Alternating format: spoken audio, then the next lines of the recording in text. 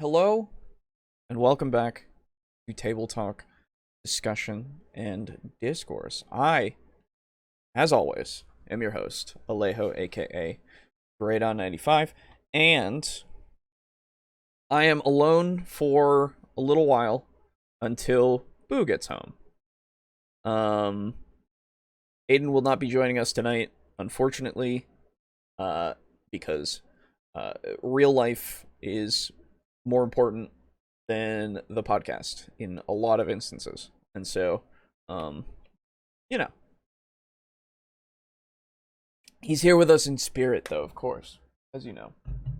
Anyway, so today, we're going to be talking about improv, improvisation, in a couple different respects, specific respects.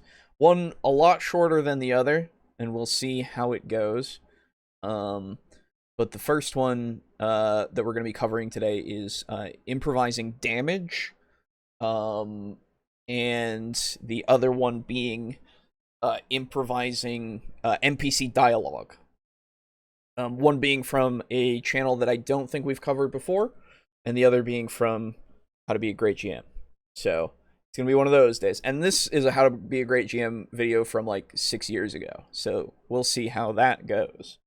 I have high hopes. But yeah, so I suppose let's get right into it. I'll be on the lookout for when Boo is around. But otherwise, the video will have my undivided attention. And like I said, this first video is a little short.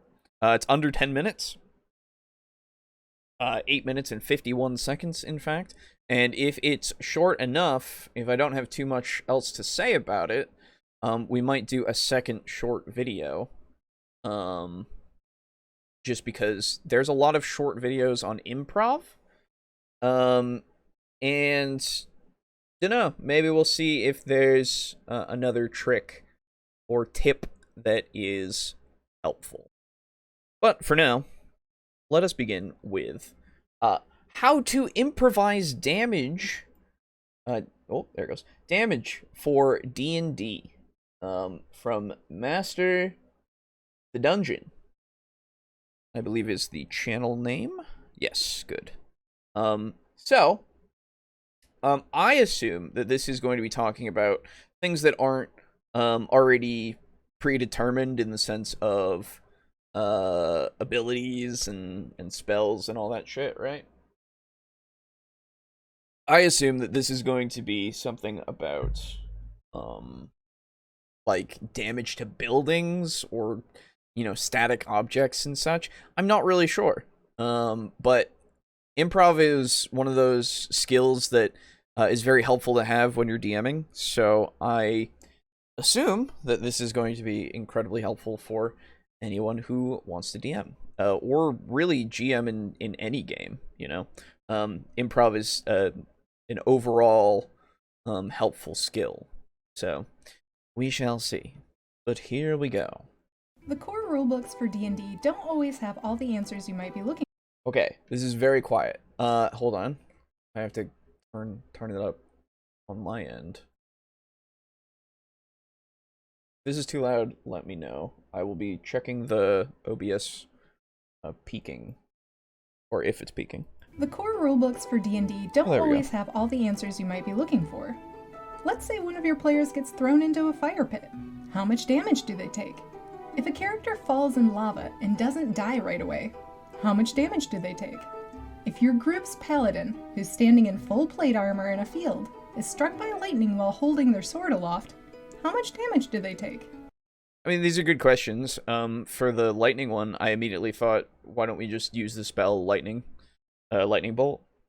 And we can just roll that out and just have it so that it auto hit, because it did. There's no dex save to it. You already got fucking blasted. But I assume that was the point. I would assume in that scenario. Whereas with the fire pit, I think fire is like a D6 usually for some some stuff.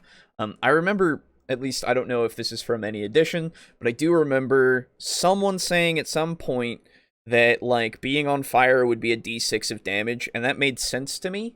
Like, if you're constantly on fire until you put it out, you'd take a d6 worth of damage until it was put out, right? Makes sense to me. I don't know if that's anywhere, but so I would assume for a big fire pit, it would probably go up to, like, I don't know, like 2d10 maybe. It gets hot, right? And I think lava used to have, if I'm not mistaken, I think lava used to have a thing. Let me check that really quick here, actually. Lava 5e. Black Citadel, which this seems to be. There we go. Page 249 of the Dungeon Master's Guide. If you wade through it, you take 10d10 damage. Being fully submerged, you take 18d10 damage. Yeah, so that's pretty bad.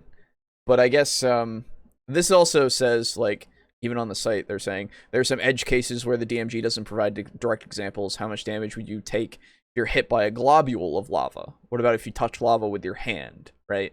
Which is something up to your discretion as a DM. Slash, you could probably work that out with your players if they really, really, really want to touch it. So, yeah, I figured there was something about lava. I remember reading that, at least. So, good. What was the other? Yeah, and then the fire pit, but we already talked about that. These are questions that you may have to wrestle with as a dungeon master. Potentially. But thankfully, you're not expected to know a set value for each of these random examples. Instead, you'll need to know how to properly improvise damage. Right. Let's take a look at how to come up with level-appropriate damage on the fly for your 5e game by using Improvised Damage. Okay. Improvised Damage is a way to figure out how much damage... I'm sorry, you're mixing? You need to turn the music down. I can, like, it's kind of blending with your voice. Damage a non-standard weapon or attack might do. It can be used for anything that deals damage, but wouldn't have a set amount applied to it in the rules or books. Usually this includes things like extreme conditions, lava damage, acid pools, fire pits. You get the idea. However, this can also apply to falling rocks, poisonous bug bites, dungeon traps, or anything else just as easily. Yeah, I mean, absolutely. If you don't design it... I mean, well, this is the thing. If we're talking about damage from traps, those usually you would design beforehand. I would assume? As a dungeon master, I would assume people mostly do that. Though I'm not entirely sure. I'll be honest. I only have why do I still have this open? I'm sorry. I would imagine that most people would want to go with, like, an arrow does a d6 worth of damage when it gets fired from your arrow trap, right?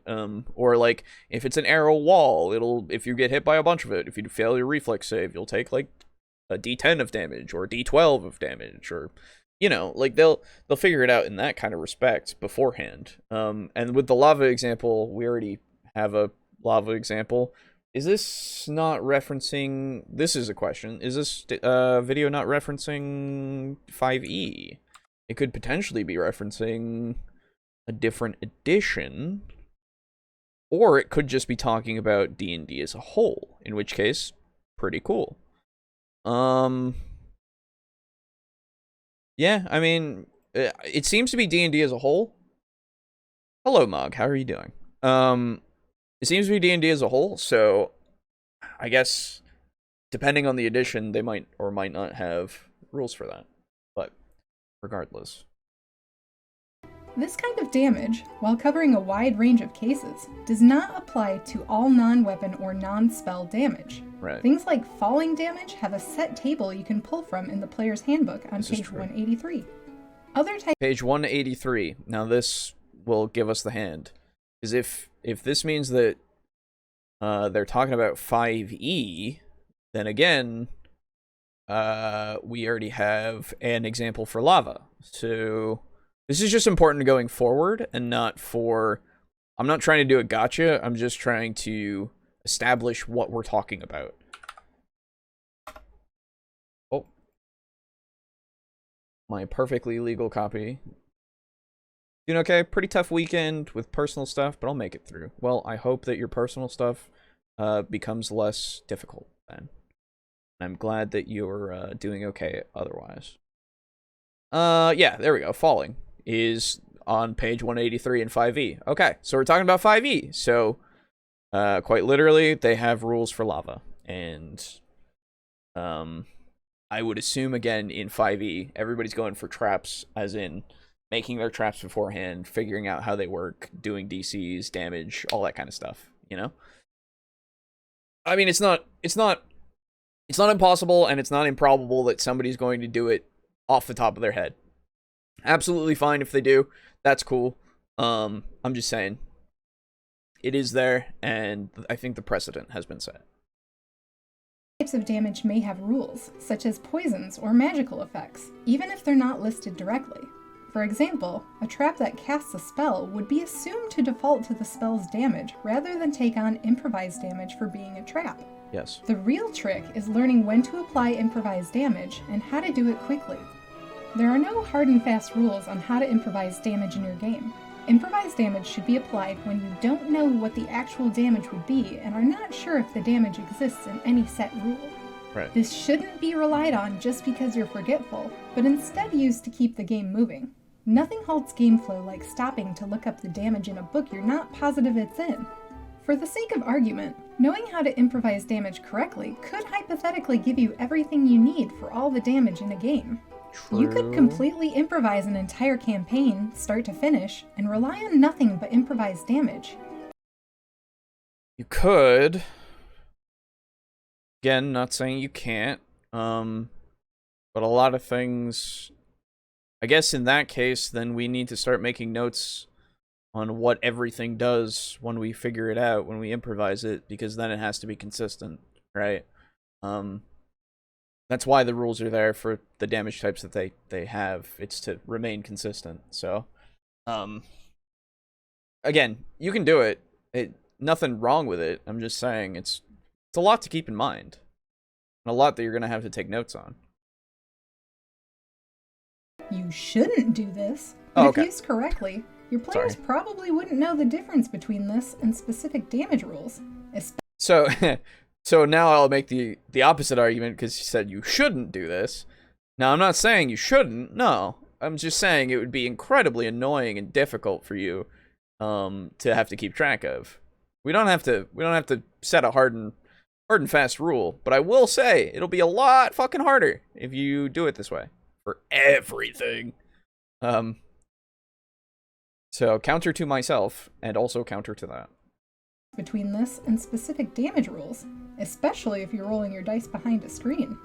Improvised damage is best used for the following cases. Okay. Being hit by falling objects, suffering sudden elemental damage, like being too hot or too cold, encountering a mechanical damage source, like a thresher or winch, other non-weapon, non-spell damage sources, like a boiler exploding or a magical gem discharging. These are all just examples of when it can be best applied to a situation, but really, any time you would have damage where a specific rule is unlikely to exist, improvised damage is the way to go. Yeah, I mean, quite literally, it's anything that is going to cause you damage that isn't a spell or an attack. Because or a falling, I guess, as that was another rule, but literally anything that's unspecified. That's, yep, 5e. So, how do you actually use it? When applied, improvised damage should range from 1d10 to 24d10. Hi. This is important to note, because all improvised damage uses d10s. This allows for a fairly wide range of numeric possibilities, but for your use cases, you only ever need a d10 to figure it out. The improvised damage table in the Dungeon Master's Guide on... Oh, hang on. Ah, Boo's here. Give me a moment.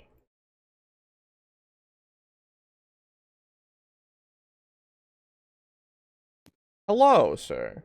Hello. How are you? Did you just assume my gender? Oh, I'm don't good. start with me. Good to hear. We're only like 3.5 minutes into a very short video. Okay. This one's on the improvised damage thing, and honestly, it might be so short that we do another small one before we do the next one. Okay. How short is it? It's only 9 minutes or so. Oh, and I take it that means that it's also going well. Yeah, there's nothing disagreeable. It says Master the Dungeon. Yeah, I've never Master the Dungeon's pretty good. Yeah, so like, and so far it's hey Draco Kraken, how you doing? So far it's literally just been like, use improvised damage when there's nothing in the books, and I'm like, okay. Yeah, that's pretty much. And so far, from 1d10 to 24 or 24d10, yeah, 24d10, which now that they're talking about it, I need to look in the DMG because they're referencing it now. Hold on, I want to hear if they reference the actual page. And figure it out. The improvised damage table in the Dungeon Master's Guide on page 249. I'm loving these page numbers. 249. Because I just want to see if this is where you got our inspiration, you know? I've already forgotten what, I think it was 245. No. Say it again, friend in the video. Master's Guide on page 249. 249. My brain is so small, I cannot even keep that in my brain. Okay, there we go. Improvising damage. Okay, here we are. A D10. Yeah, and I remember that. I see this. Fuck, I can't remember who it was. I think it might have been Seth Skorkowski. Okay. He was talking about combat in general and other stuff. I don't remember which video it was from, but he also references this page with the danger, setback, death. Excuse me. Damage table. Right. And the problem is that a setback for a level 1 sorcerer could literally be death. That's my that's immediately what I think, right? It needs to be that the level 1 to 4 range needs to be way lower. Like I think, not way lower, but I guess it's fine in the sense of in 5e at least, you don't instantly fucking die, right? You have a little time. Yeah, I would say I would put that in danger. Yeah, I'm thinking honestly what I would go for is probably D6s. Yeah, overall. That's what I would do too. Instead, just to give you that leeway, because because that actually is a setback. Yes, exactly. I feel like even 6 damage is kind of it. You know, on a weak character, that can be a serious setback, but that's still just a setback. Yeah. 2d6, you are in danger of dying. 4d6, you're probably dead, unless you get super lucky. Absolutely, probably dead. There's actually there's a similar thing in the Call of Cthulhu rulebook where they have this kind of thing. I don't remember which page it is. I'll find it another time. But it's less giving you numbers and more describing how much damage, describing what inflicts this amount of damage. So like, gives you specific examples. Yeah. So like, geez, let's 4d8 damage is like a dark young slapping your truck with a tentacle or something like that. You know, getting winged in the shoulder is like a d10. And one of my favorites is a train runs you over and just says splat. Yeah, absolutely. Yeah, 100%. Because there are things in Call of Cthulhu that absolutely will just splat you. Oh, yeah, 100%. Absolutely. Yeah, and like on this page as well, it even has the improvising damage, like examples of the 1d10 goes to burned by coals, hit by falling bookcase, prickled by a poison needle, you know. Yeah, a d10 for a fallen bookcase. Yeah, that's oh no, burned by coals is 1d10. Yeah, that you're right about that. Yeah. What the fuck? I don't know. It's like you burn your hand on the oven, 1d10. Right, exactly. That's my thought as well. It's just like way too high. The other thing that I would do is I wouldn't go by this many level increments. These level increments are too big. The 1st to 4th, 5th to 10th, 11th to Yeah. 16th, and 17th through 20th. Yeah. I think they're too big. You have lower numbered dice and wider increment, or like more incremental shit. So like have 1 to 2 be 1d6, 2d6, 4d6, you know, that kind of thing. Then have like 2 to 5 or something like that be 2d6, 4d6, 10d6. Okay. And you know, just do it like that. And then maybe add like a final one that's just like a ton or something like that. Potentially, yeah. Yeah, because even at 20th level, well, 24 d10 is actually deadly at 20th, so. Yeah, that's pretty bad. So that's probably a good cap there. I'm alive, but my connection hasn't been great for the last few days. That's all right, Lux. It's good to have you anyway. Draco Kraken says, "Oh, I've heard the splat thing as the chunky salsa rule, as if the thing would leave you at the consistency of chunky salsa. Damage doesn't matter." Yeah, I also like good. that one. That's very good. I like that a lot. Yeah, that one's great. It's the whole tomato thing again. Yeah, remember that. Yeah. So, these D10s, too high. Yeah, it's too big. I like the idea of taking it down to smaller increments. That does sound good to me. Because the thing is, when you have a character that's in between level 5 and level 10, that's a huge amount of that's a huge HP discrepancy there. Yeah, I think I would go like 1st to 3rd, because then at 3rd you're a character, right? Yeah, that's true. And then once you hit 3rd to maybe 7th, maybe 6th or 7th. Yeah, exactly. Yeah. Right. Like we go by 3s. I know that's not even for 20 levels, but it kind of would make more sense in my brain, at least, because we jump from 11th to 16th with your setback being 4d10 to then your 17th to 20th being your 10d10 for your setback. Right? That's also just a huge fucking bump there. It is big, yeah. It goes 1, 2, 4, 10. Right, and like I get why Like, they did it. Jesus. It's because they did it in such a way where they now have 17th to 20th, so it actually has to matter at that point, right? But I'm also like, I don't know, man. I feel like we can refine it a little bit. But don't forget, so this is 5e. I know, but that's the thing.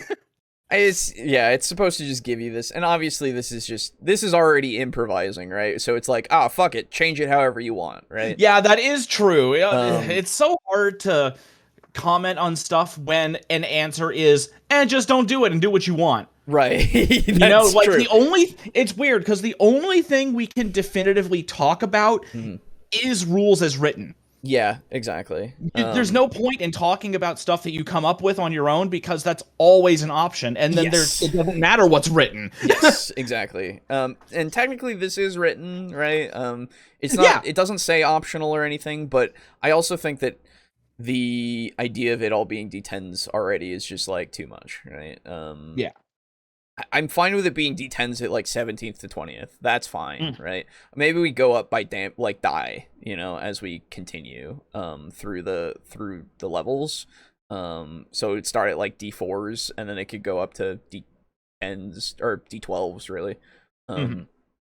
But regardless, it's a whole thing of like, whatever. Yeah. Even in Pathfinder, where one of my level 4 players has 71 health, 6d10 would be a massive chunk of health. That's true. That is fair. And that's the thing. Pathfinder would be a completely different beast, right? Because they have Pathfinder the numbers. Or 4e. Yeah, this will actually work great in 4e. Yeah, true. So yeah, exactly. It's just one of those things where it's you tailor it based off. I feel like it's just you tailor it based off your party that you're working with, really. Yeah, pretty much. But yeah, okay. Let's see what he has to say about it. Table in the Dungeon Master's Guide on page 249 lists out examples for when to apply improvised damage and what the scales of damage should be. Right. They are stepped in 1d10, 2d10, 4d10, 10d10, 18d10, and 24d10 levels. Also, What's real even quick, more- who the fuck has that many D10s? Who the fuck has 24 D10s? Like, holy shit, Aiden? dude. Aiden Yeah, does, yeah, probably. He'd have to go digging for them, though. Yeah. Well, you get I know, 2 I per don't. set. You get 2 per set, so you only need 5 sets for 10 of them, right? And then, Yeah, it's true, but man. So- yeah, I know. Yeah, It's a lot. let me just roll these 2 dice 12 fucking times and then record all the numbers. Exactly. Yuck. Because you know your players are never going to let you touch their fucking dice to roll of course them. not. No Well, matter what the excuse is. Yeah. Yeah. I want to listen to this person, but every time the music picks up, I'm like, it's so the mixing, please. Yeah, 4d10 levels. It's just my. What's even more important than these levels is knowing how dangerous each set is likely to be to different leveled adventurers. Right. This idea is explored more in the second table on the same page and groups damage by character level into setback, dangerous, and deadly categories. While it isn't perfect, it does offer a good yardstick to measure the risk involved with each damage type. The levels are grouped 1st through 4th, 5th through 10th, 11th through 16th, and 17th through 20th. Let's take a look at the lowest level row and discuss how this works more conceptually. For 1st through 4th level, a setback is considered 1d10 damage, dangerous damage is 2d10. Okay, so we're basically just deadly going damage over is the table. Yeah, Like, you showed us the table. We can, like, if we're playing D&D, Right. we can kind of tell what that is. I mean, I'm not upset about it, right? I'm like, okay, But yeah, it's a good thing to talk about because nobody goes over improvised damage. To be fair, nobody. oh, I know. Ever But does, the right? we're not. But the thing is, right in this moment, we're not talking about improvised damage. We're talking specifically about the table, and that's it. That's what it's all about, right? I know, but like we've already been shown the table. Yeah. That's my only thing. Like, I get you. You know, it's like this is because we're presumably we're going to go through all the 4 category of the table, and that's a lot of time to dedicate to just describing something that we've already been shown. And I guess the point is to go into detail of it, right? I thought we were kind of going more in the route of this is kind of how I would do it for these things. Yeah. Where I was like, okay, yeah, because well, as a weird thing, she was talking about lava, and Okay. I immediately my brain sparked and was like, wait a minute, don't they already talk about lava? And they do. Lava is in the DMG on page 183 as In the lava section. Yeah, in the lava section, yes. But quite literally, it's just like, hey, if you ever want to wade through lava, it's 10d10, and if you ever want to dunk a man in lava, it's 18d10. Jesus. And I'm like, okay, yeah. Well, what about fire resistance? Well, you just have it. That's all you do. Oh, okay. Yeah. Resistance is half damage, right? Yes, resistance is half, and immunity is negligible. Yeah. Yes. But anyway, so my brain immediately sparked and was like, wait, it's already in there, so why are we using lava as an example? But I guess just oversight, didn't read about the lava, that's fine. Yeah, happens. Yes, exactly. You hate to see it, but it happens. And even with the other examples, it was like a pit of fire, and I was like, okay, that's fair enough. Lava? Like, well, it's less deadly than lava, probably. Yeah, it's true. So I was like, maybe like 2d10 potentially, right? Yeah. Which, ironically, now I'm looking at the improvised damage thing on 249, and it literally says 2d10 being struck by lightning or stumbling into a fire pit. So, okay. But weird. What the fuck? I said actually for lightning, because lightning was the other example. I said for lightning, I would just go by the way lightning bolt is, and I would just use lightning bolt as a spell.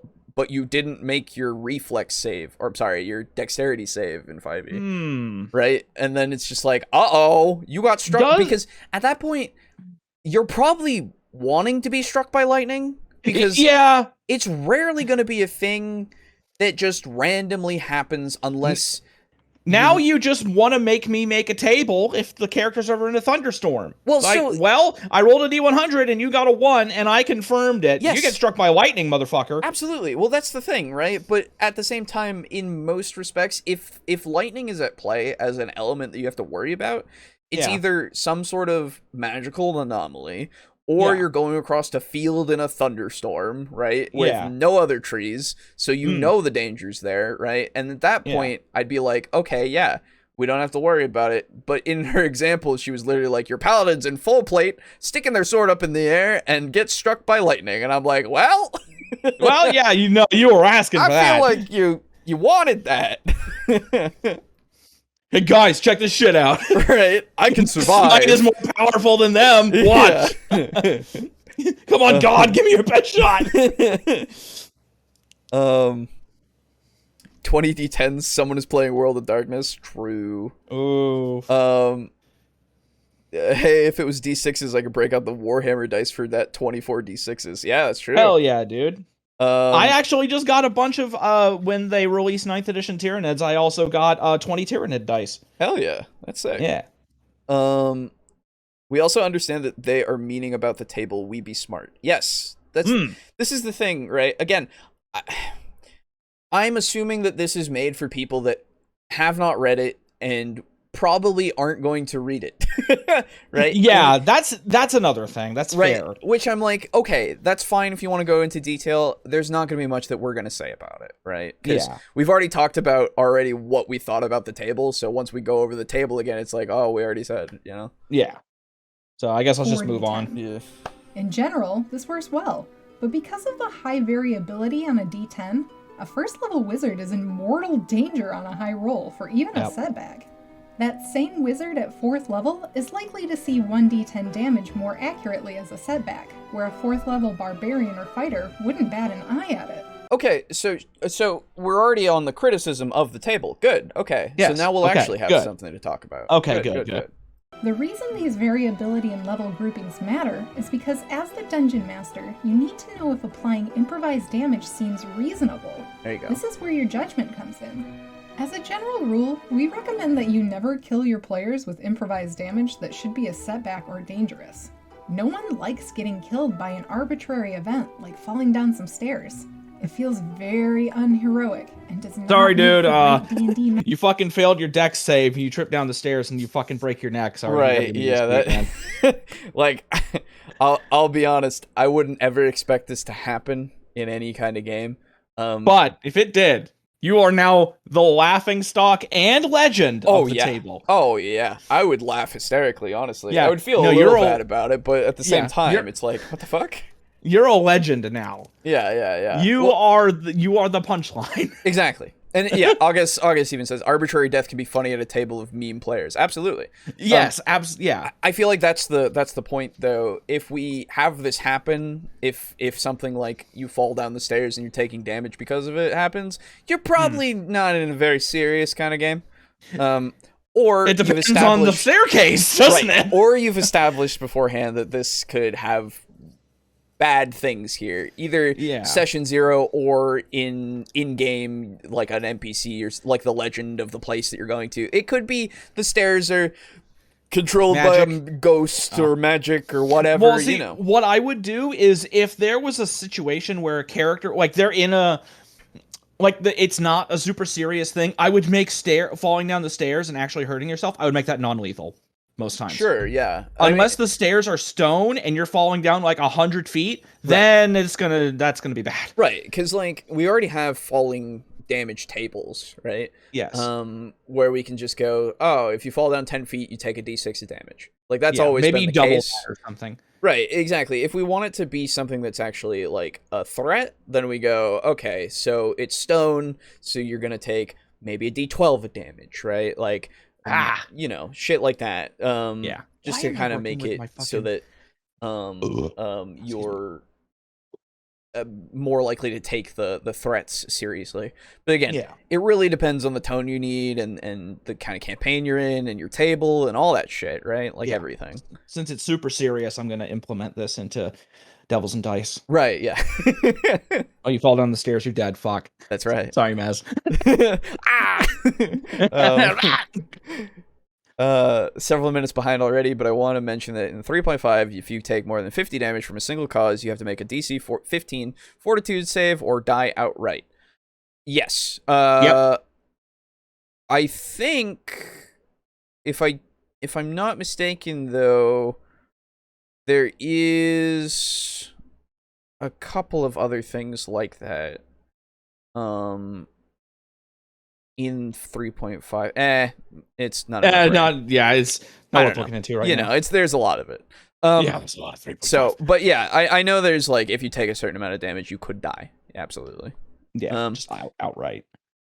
Dude, bring the guy who died falling down the stairs as a revenant with a mission to turn all stairs into ramps. Accessibility man was born. That's right. Absolutely. What man? Sorry, I was accessibility. Accessibility, man. Yeah, sorry, I was too busy saying dude. No, you're good. But yeah. Memories. On the flip side, if you're using the deadly damage column from this table at all, you should definitely not be pulling your punches. Pause it. Mm-hmm. I just thought, accessibility man's arch nemesis, Stairmaster. Yeah, absolutely. If you ever fall down the stairs in a 1960s horror movie, you automatically die. That's right. That is true. Yeah. If your player's characters do something that deserves deadly damage improvisation, by all means, slay them. We still advocate for players dying as a consequence of their own actions, though, so try not to kill your players without them having a chance to escape damage that is highly random anyway. Right. Improvised damage should be applied quickly to keep the game moving. To do this, you'll need to quickly assess the situation and determine the level of damage you're applying. Rather than remembering a bunch of use cases, you should think about how dangerous the situation is for the player characters in question and quickly pick from the table. If you want to be safe about your choice, lean more towards setbacks than anything else. When something is deadly, it's often quite obvious, and you'll know when to use more dice. Dangerous is your middle ground, but we find that you'll use this damage range the least, since improvised damage tends to skew one way or the other in many cases.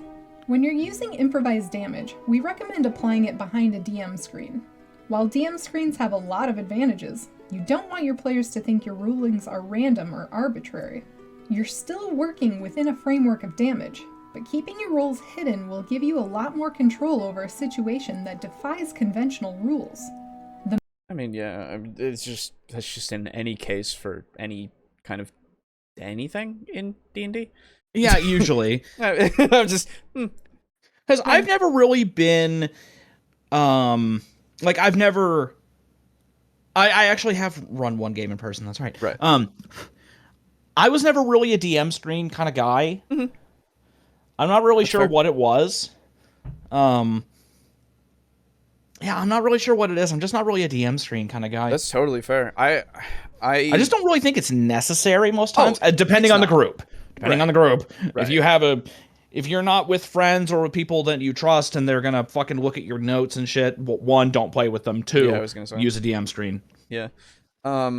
It's useful, I think, for that kind of reason, though, is like it's useful for me to just like have my shit out and then be able to look at it all without having to worry about it accidentally being seen or anything, right? Yeah, that's true. That's the big thing, and the other thing is to add that sense of mystery every now and again, right? Where you just get to do that. But I also have rolled stuff out just in general in front of people. Yeah, because it's just sometimes it's fine and it doesn't matter, right? It's just especially like important stuff. Right, yeah, especially for important stuff. It's like, oh my god, you could fucking die from this. Let's see, right? Yeah. And so it's also useful, I guess, if you have those moments of like, oh, dude, I can't believe this shit. You can't believe this shit. This just happened. I can't believe it. Right? Yeah. You know, you can't believe it. I can't believe it. Right, exactly. So yeah, I just so far I'm just like, okay, yeah. The main thing you're trying to achieve with improvised damage is a smooth game with uninterrupted flow. True. So when you use improvised damage, don't hesitate. In the case that you know a rule for damage exists, you can of course look it up. But consider improvised damage if it's going to be hard to pull up at a moment's notice. I mean, let's be fair. nothing's that hard to pull up anymore. Yeah. So it's really not. like, and like, I get it. It's an argument for outside sources, which not necessary. So you don't need to worry about it if you don't want to use it. I'm not advocating that you need to have like your phone there for you to look at, right? Mm-hmm. You have your books and shit, you're fine. You do all this shit, you're fine. But what I will say is that convenience is there because we are in the age of oh my god, look at my phone. It's a whole computer in my goddamn hand. I have access to literally all of human knowledge. Yes. And I use it to look at cats. Right. Don't exactly. question it. Right. Exactly. So like, it's very easy. And at that point, it's like, you can look and then I will say harder to parse some things because you don't know if they're official rules or if they're homebrew rules. Right. At that point, then I'm with you for that kind of deep dive at that point. But for a lot of things, if you know that it's a rule in the game, you could probably find it as a rule in the game first because you already know where to look and what sources you want. If you're newer to looking at things like that, then it'll be a little harder for you to find, but that's just the way it goes. But also, looking stuff up isn't the worst thing, right? It's You're gonna really take not. a couple of seconds. Like before when she said you don't want to slow flow. you don't want to slow the game down, you don't want to interrupt the flow. I'm also like, well, yeah, but a lot of things are going to just do that anyway sometimes, and really you're not going to have a perfect flowing game, and if you do, that's great. Like I'm not saying you're not going to ever. I'm just saying most of the time somebody will make a joke and then we'll have a couple of minutes laughing and then, it's just how it is, right? Yeah, I mean, hell, that happened to us. You fucking brought up programming and I'm like, fuck, this makes me irrationally angry. That's right. I remember, So I don't really understand the big deal about stopping or slowing the game down to look up a rule. I really don't get it.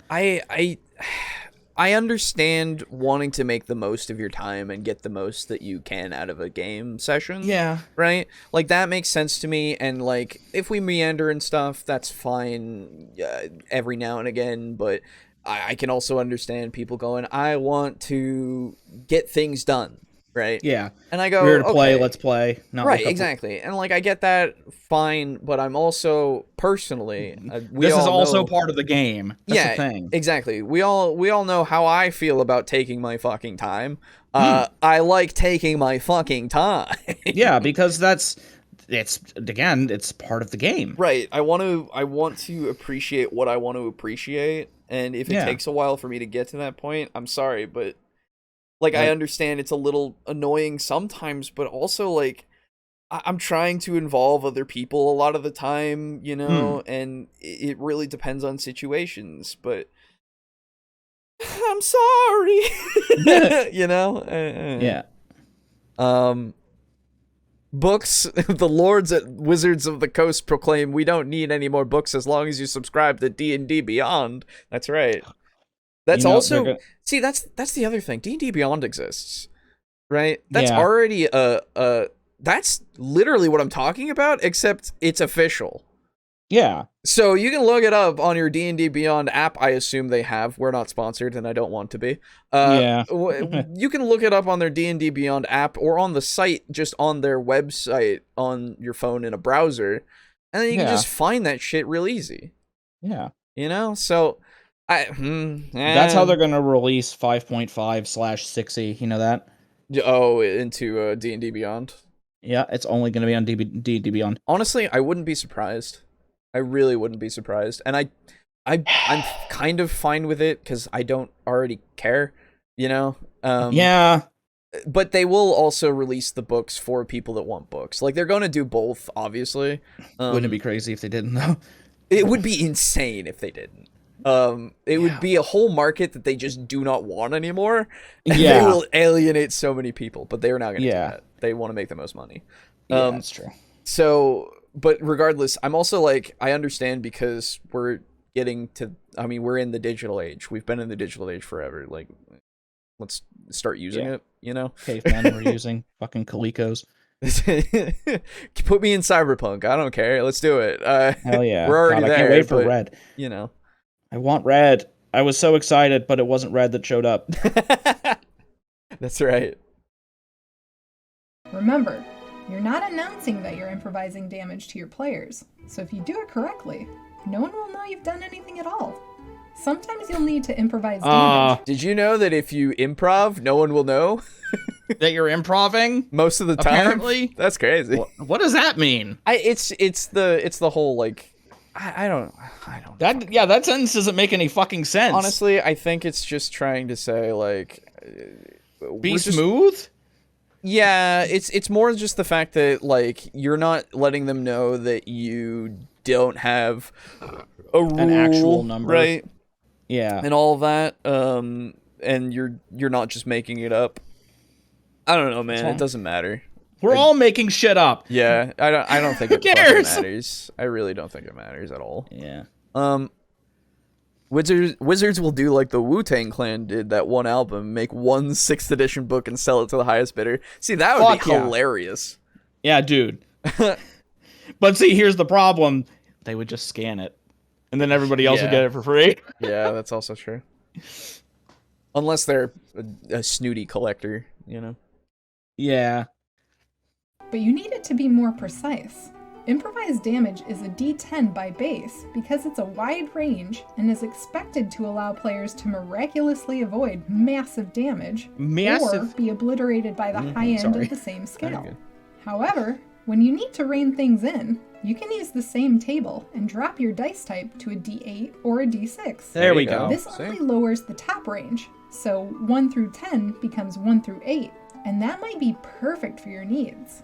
4d10 can be anywhere from 4 to 40 points of damage, and 4d8 is 4 to 32 points. Yeah. But even that small decrease could make a big difference. That's not a small decrease. Yeah, well, you know, it looks small because 40 and then 32. It's just 8, right? But, yeah. You know, I guess, you get like, you get that. Yeah. I mean, yeah. Sorry. There's a way to improv where you sound like you don't have any plans or uncertain where to go. It tends to happen with DMs who aren't used to improving a lot. Oh no, of course. Like, of course, there's the fact that you could sound that way, but it doesn't matter, right? Yeah. Like, at the same time, we've always said, like, if you need to just tell your players to take that you need to take a second, just do it, right? Yeah, just do it. Like, there's no shame in it. Right, exactly. Contrary to what Garibay will tell you, they're not going to rake you over theoretical and or whatever glass. Right, your mental glass. Or yeah, sorry, I've got Garibay. That's fine. No, you're fine. What was the title of it? It was like which one? Garibay was Matt Mercer warning American DMs something. Yeah, something like that. I didn't read the full title. It wasn't actually like fully displayed, and I didn't go look at it. Right. Yeah, I don't remember off the top of my head, I'll be honest. But, yeah, no, it's insane. But yeah, so it's just, this is the thing, we don't need to, you know, have things be like, this is good, this is bad, in the sense of how you know, take a second to fucking improv, right? Yeah. You just go, hey guys, hold on. I didn't think about this. I gotta take a second, and I gotta think about it real quick. You know? Hell, I can point to an actual example that happened in Devils and Dice. Yeah. When, a long time ago, when you guys were just entering the Underdark, there was a path that you guys went down that had a giant village in it. A stone giant village. Yeah.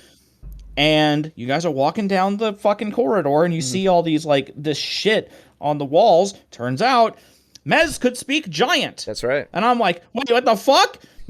He's like, yeah, I speak giant. What's it say? He's like, fuck. Oh, that's right. I have no idea. Give me a second. Yeah. And then we paused for like, I don't know, 10 minutes. Yeah, right. Probably not even that long. I don't even know. Probably not, honestly. Yeah. And it just came up with some bullshit. Yeah, exactly. So, and we got back on our way, and it wasn't a problem. It wasn't even a thing. And like, I can understand if you will take like forever to come up with something, right? But yeah, at that point, it's like I don't know what to do at that point, right? Like, what are you supposed to do, right? Yeah. You're not supposed to just go right. You're probably gonna want to sit there and go, You want to think about it because Yeah. it needs to make sense. That's why I always had such trouble with names, and why I'm always so thankful for fantasynamegenerator.com, which we are not sponsored by, but God, I wish we were. Yeah, I was gonna say I'll freely sponsor them. Yeah, like holy hell, so fucking useful. How do you think I come up with demon names? That's right. I don't. Yeah, that's right. I let the website do it for me. So devil, sorry. Right. That's right. But yeah, it's just this whole overarching thing where everybody seems to think that we need to go all the time. Yeah. And that's I think something that we need to, like, it's not a bad thing if you want to do that. Like, it's not a bad thing at all. If you and your group wants to do that and you're good at doing that, absolutely go. Right? But too many creators make it seem like that is all the only option you have. Yeah, it's the popular sentiment of we need to keep this going. We need to keep this going fast. We gotta get there, right? And we gotta go. And we are like, well, but what if we want to take our time, right? Yeah, we want to take our time, smell the roses. I didn't build this world for you to explore, for us to just breeze right through it. There was no point. Right. If we want to breeze through something, I'll use a pre-established setting. Yeah, exactly. And even then, even then, I'm like, oh, this is cool. Yeah, exactly. Like, and not to say that everybody just says you don't want to explore and all that shit. We're not saying that either.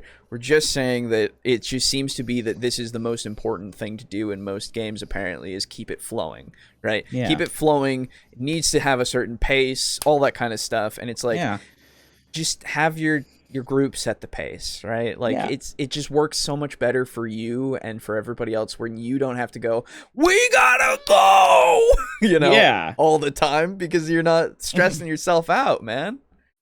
I'll take that hippy dippy road, okay? You don't fucking stress, man. Just take a second and chill. Trapped in a cage of symmetry, man. That's right. That's my favorite to say in Minecraft. In terms of lethal damage, this modification should not get any more complicated than this.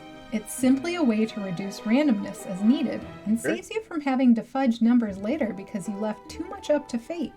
As a dungeon master, you'll find yourself improvising a lot, so getting used to improvising damage is something you should definitely pursue.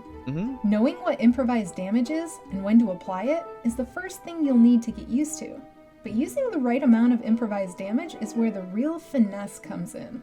As long as you're careful with your applications of it and ensure you're putting your players' characters into the appropriate damage categories for their level, you'll be improvising damage like a pro in no time.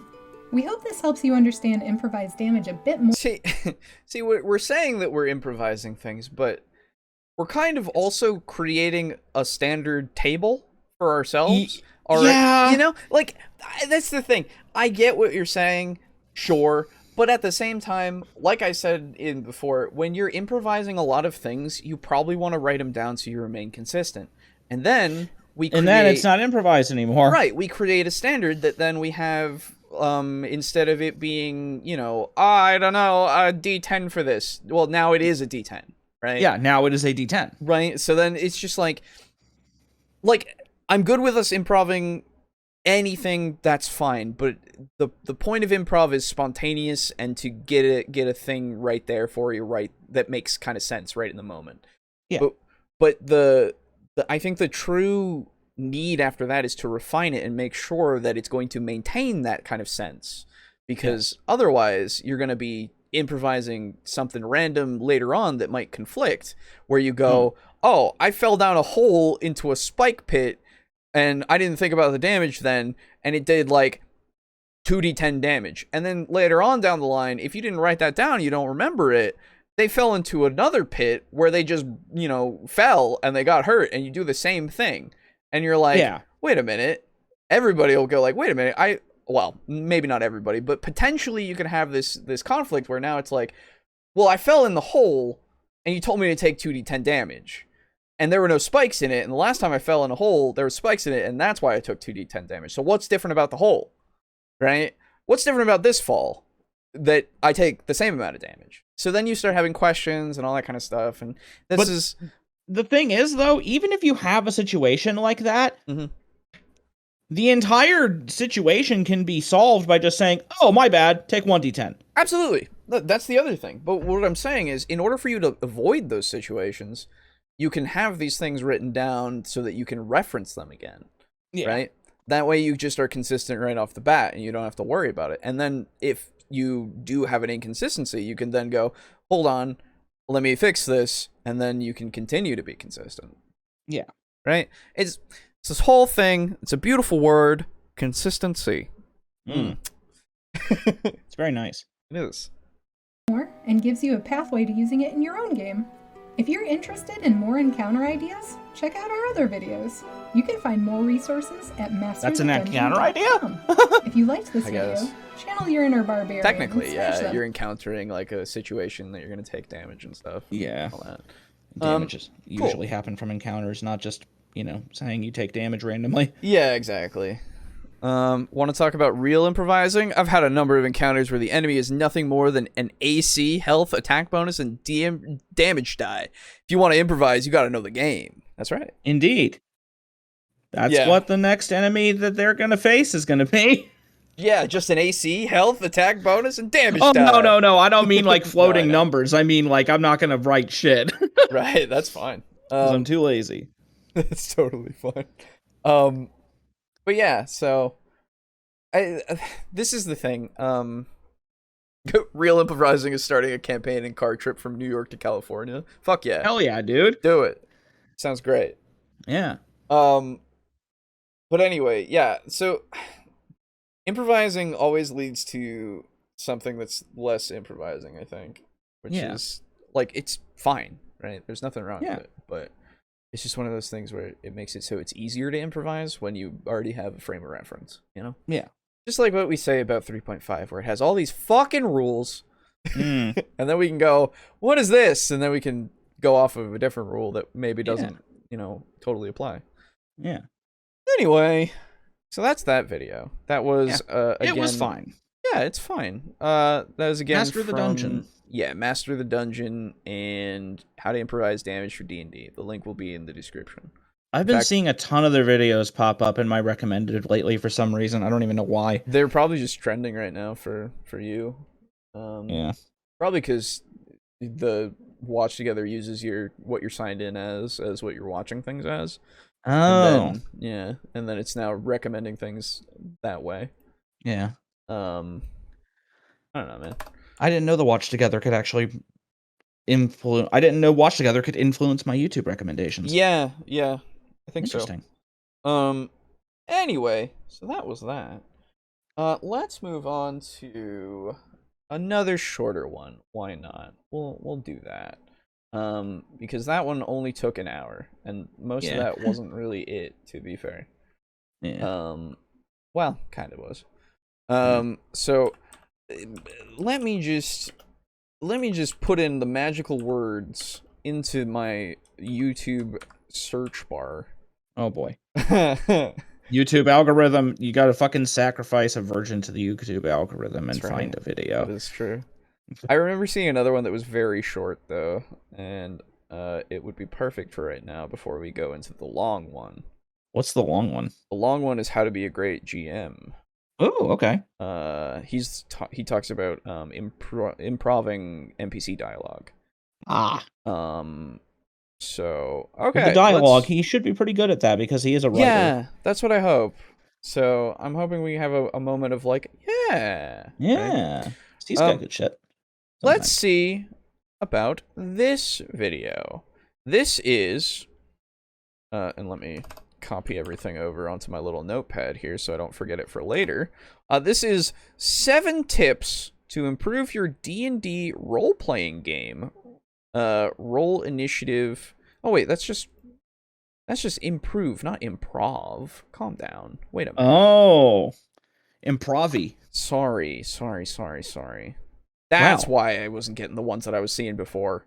I didn't put improv, I put improve. A rookie mistake. That's right. Yeah, let's just do these quick. It's a 4-minute video, 4.5-minute video. DM tips, 3 tips to improve improv. Nice. Okay, improve. Yes. This is brought to us by DND Quickshots. And this was, what, 2 years ago, it looks like? Yeah, 2 years ago. So we'll see what they got to say. All right, let's judge them from how they were 2 years ago. That's right. We're cancel culture now. Oh, God. Okay, let me... Hey.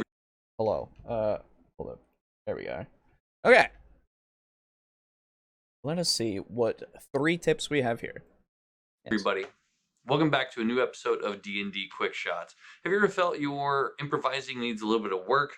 God, yes. Too much time on your notes and not enough time on actually getting in there and making the game happen. How did you know? Lock down, all of that. Well, today we're going to be talking about 3 tips that are going to help you get past that hurdle, be able to improvise without any struggles. Well, as much as we can. Nice. So stay tuned, pay attention. Let me know if you have any questions. Like, subscribe if this is your first time in. Otherwise, here we go. I'll stay tuned, but I won't pay attention. That's very loud. Yeah, that was a lot louder. All right, tip number 1. Give away your narrative responsibility. Okay. So I'm going to, and before he gets to the tip now, I'm going to assume that what he's talking about is perhaps allowing the characters to be more of a driving force of your narrative, maybe, or I guess maybe in such a way that, like, when you're making characters, their backstories can maybe influence how your narrative decisions are or something. I don't know, but yeah, I guess something to do with players. I know that much. Yeah, it'll most likely wind up being something like always like let the players do a lot of the story beats. Yeah, something. Or radishes. It is your responsibility to make sure that every single thing is planned out in order all of the time. It's okay to be able to ask questions to your players and say, hey, listen, what did you come here for? What are you searching for? Okay. Who do you want to talk to? Why did you go to this place? All kinds of things. And they will give you the pieces and parts of the information that you need to really be successful. You don't have to have every single spot planned out all the time. You can ask questions to the players, and they will tell you what they want out of the deal. That's narrative responsibility. Okay. Now, it's still your job to give them the reactions and find out, hey, what's going on over here and all of that. But everything outside of that, if they want to go visit this town, cool. What do you want to do in this town? What are we looking for? Who are we looking for? Why are we there? Ask questions. It will go so much smoother for you in the long run. Okay. Yeah. Like, that seems kind of like a no-brainer to me, because there's I don't know if maybe I'm not understanding exactly what he means, but like I ask you guys what the hell you're doing all the time. Yeah, so I assume I don't know how this is too much different from asking questions just like... Yeah, you know what I mean. You're on the same page as I am. Exactly. I feel like if are we talking about, instead of I guess in this instance, are we saying that people or that your players are making their decisions, and you are then, after they're making their decisions, asking them why they're doing it? Yeah, that's what I was thinking too. It's like, right? Because it seems to me, it's like, let's go to this town. Okay, why do you want to go here? Oh, I want to buy some arrows. Well, I mean, you could just buy arrows here. Oh, this seems like it could be. It sounds like it's a communication issue. So yeah, my immediate thought is, are we not paying enough attention to our players in this case, right? Because I feel like you're probably going to get a lot of what they are wanting to do by just paying attention to what the characters are saying or what they're doing in the moments, right? Unless they're just not being communicative. In that case, then you probably that's on them. Yeah, you probably do need to prompt them a little bit more, but at the same time, I guess in some with some characters that I have, like I guess for my Wednesday group, I didn't have this plan originally for Nados. My College of Lore bard, who I'm going to actually start throwing down the rogue path. Okay. Because I as I was kind of going along, I was like, he's not a nice guy.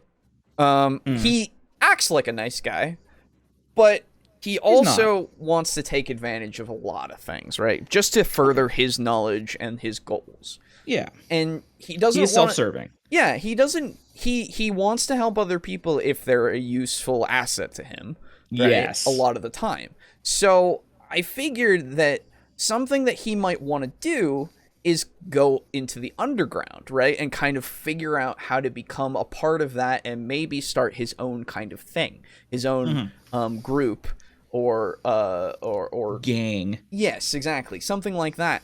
And I didn't have this plan in the beginning. I had no real goal of it beforehand.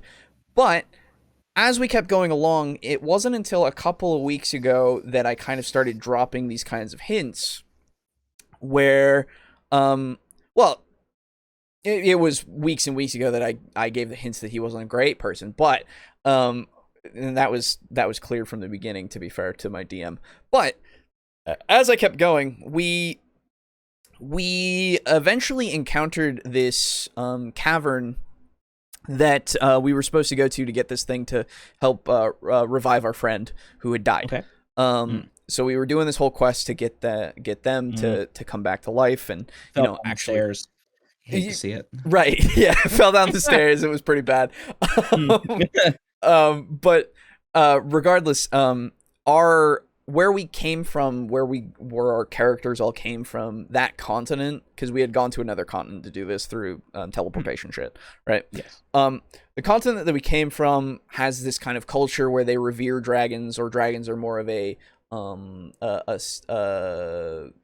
more religious, like rulers and stuff, because of this pact that happened in the history, so that they wouldn't destroy everything, right? Okay.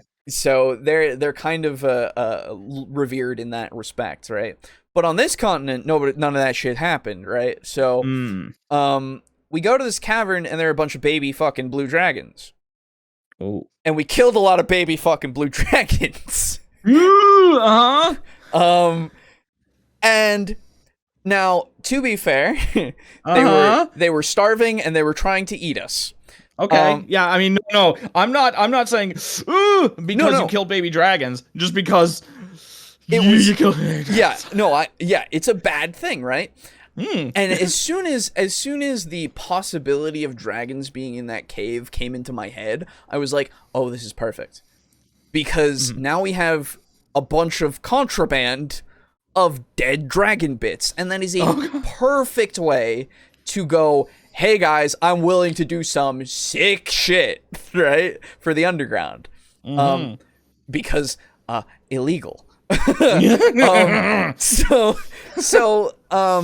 As soon as we got through that kind of encounter thing and killed the dragons, and some of them were saved by people that are better than me, I immediately started harvesting this stuff and started talking to a character that was a little bit less reputable to my eyes, at least, and I was kind of starting to figure out that they weren't necessarily they had these ties and stuff that I'd kind of figured out, and to the criminal underground, to the and all cartel. that shit. Right? Yeah, I was talking to a former cartel man, basically. No, he's actually a pirate. Nice. Yes. It's actually really interesting. I'll get, because it was all revealed and stuff, and they watch the show sometimes, but it's all been revealed that week. So he's actually a guy who looks very similar to a hero that was a part of the like capital city before. Like, he looks extremely similar. And so he's kind of been going with it and trying to get he's been trying to get a pardon for himself. Oh, what a bastard. I love it. Crown. Yeah, it's great. It's absolutely fantastic. I'm loving it. So but anyway, I'm like talking to him, and I'm like giving him the hints of like, hey, we gotta team up for a sec. You're like the most some shit. Yeah, you're like the most reprehensible person aside from me. Let's go. Yeah. But regardless, I was giving these hints through what I was doing, like these illegal-ish acts, and the motivations behind being more self-interest and all these kinds of things to eventually, and talking to another character and saying, hey, let's go to see if we can find some people to sell this shit off to, right? That my DM was able to, I assume, prepare, or at least they had this prepared before and were able to bring this in of us actually finding and getting into there because the other character knew how to find them because they had already been part of the criminal underground before, right? Yeah. So pirate makes sense. So it was just a thing of paying attention and kind of getting what is going on from dialogue as well as actions, right? Yeah. And it's if and so effectively you went with what is being said in the video because you have made your own story. Yes. Because I'm willing to bet that your DM had not at all planned for that. There are seeds, probably, yeah. Yeah. A good DM will plant seeds, but is freely willing to fucking mutate them into whatever will work. Right, yeah, exactly. So, like, and if it's... She didn't have to ask me, right? Like, that's the thing. She didn't have to specifically ask me things, also because I just talk to her sometimes and I tell her things that none of us is going to do. But this wasn't one of those things. And it's one of those things where I can understand if your players are being more secretive, I guess, about their personal motivations. But on the other hand, I go, why are the players being so secretive for the GM who is the one who's going to be able to arbitrate their secret goals? Yeah. Right? So it's usually just like they want to surprise them, but that doesn't work with the GM.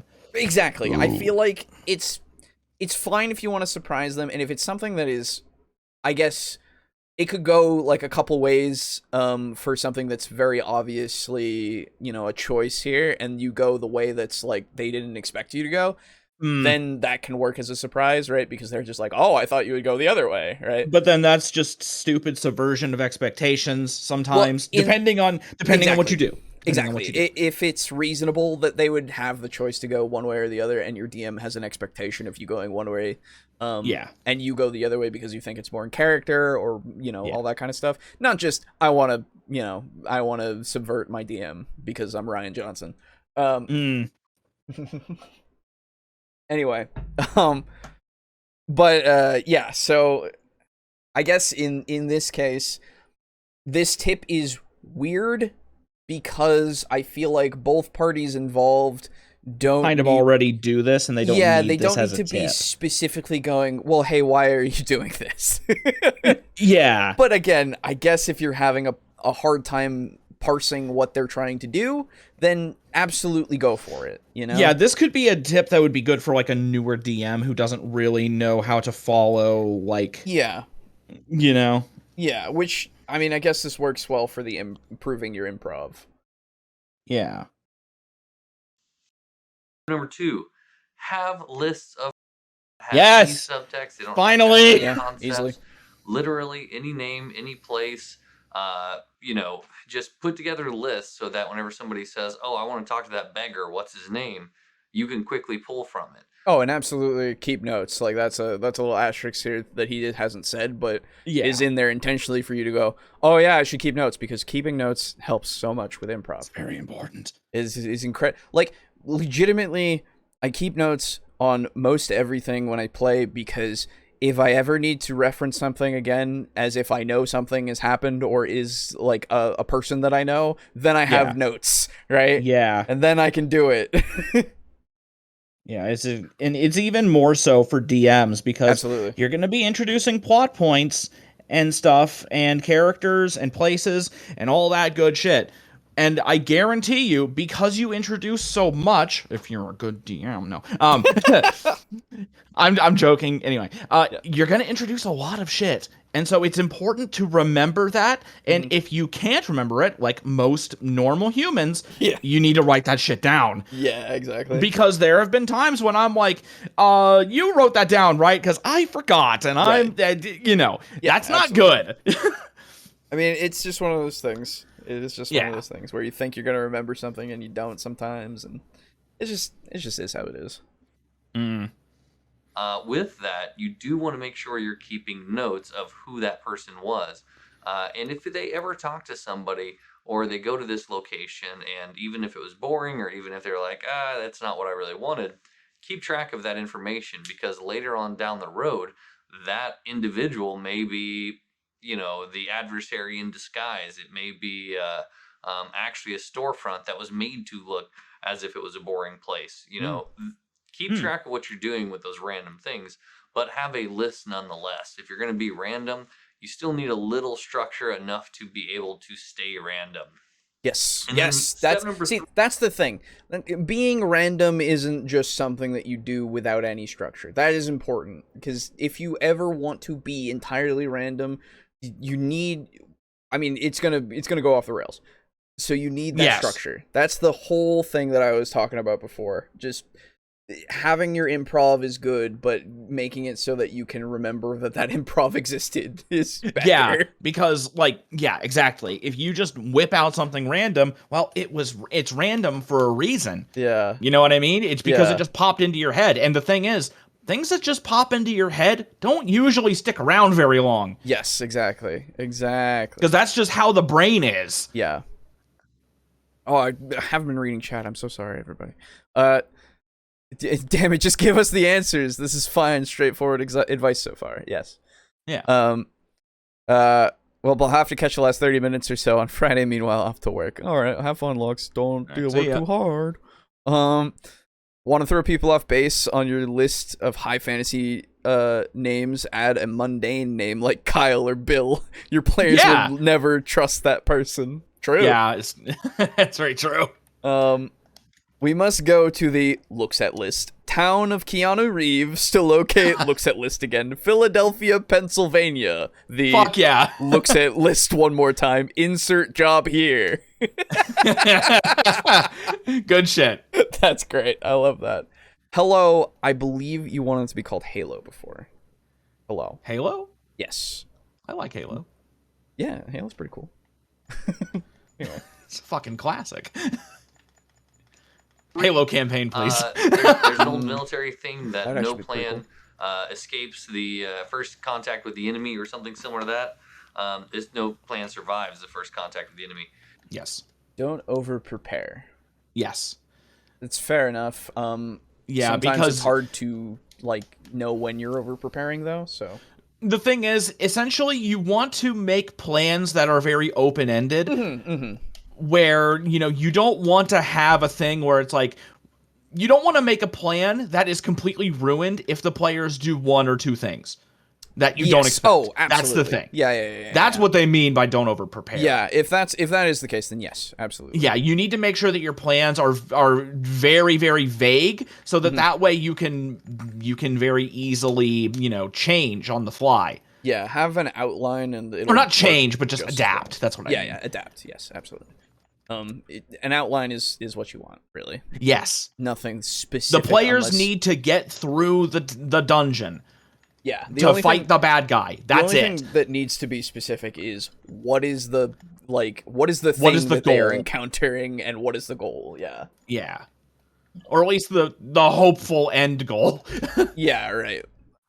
I guess more what happens if they succeed and what happens if they fail, really. Yeah, that's a good way to put it. Yeah. Yeah. And even in that case, you could subdivide it into they partially succeed, they partially, Yeah. Anyway, what would a Halo TTRPG look like? What system would you run for that? Oh God, probably Traveler. Yeah, I was gonna say something sci-fi. Absolutely. Yeah, absolutely something sci-fi. Either Traveler. You could probably do it with Cyberpunk if you wanted, but the thing is, Cyberpunk doesn't have systems for spaceships. That's the thing. I feel like again, you could absolutely do it for Cyberpunk, but it would be very grounded in the sense of you're on a planet, right? And it would have to be on one planet. It would need to be one of the colonies, and you're fighting the Covenant. Actually, that would be pretty fucking sweet. Yeah, it would be sick. Or just on a Halo, really. Right? Yeah, anything would work. Absolutely.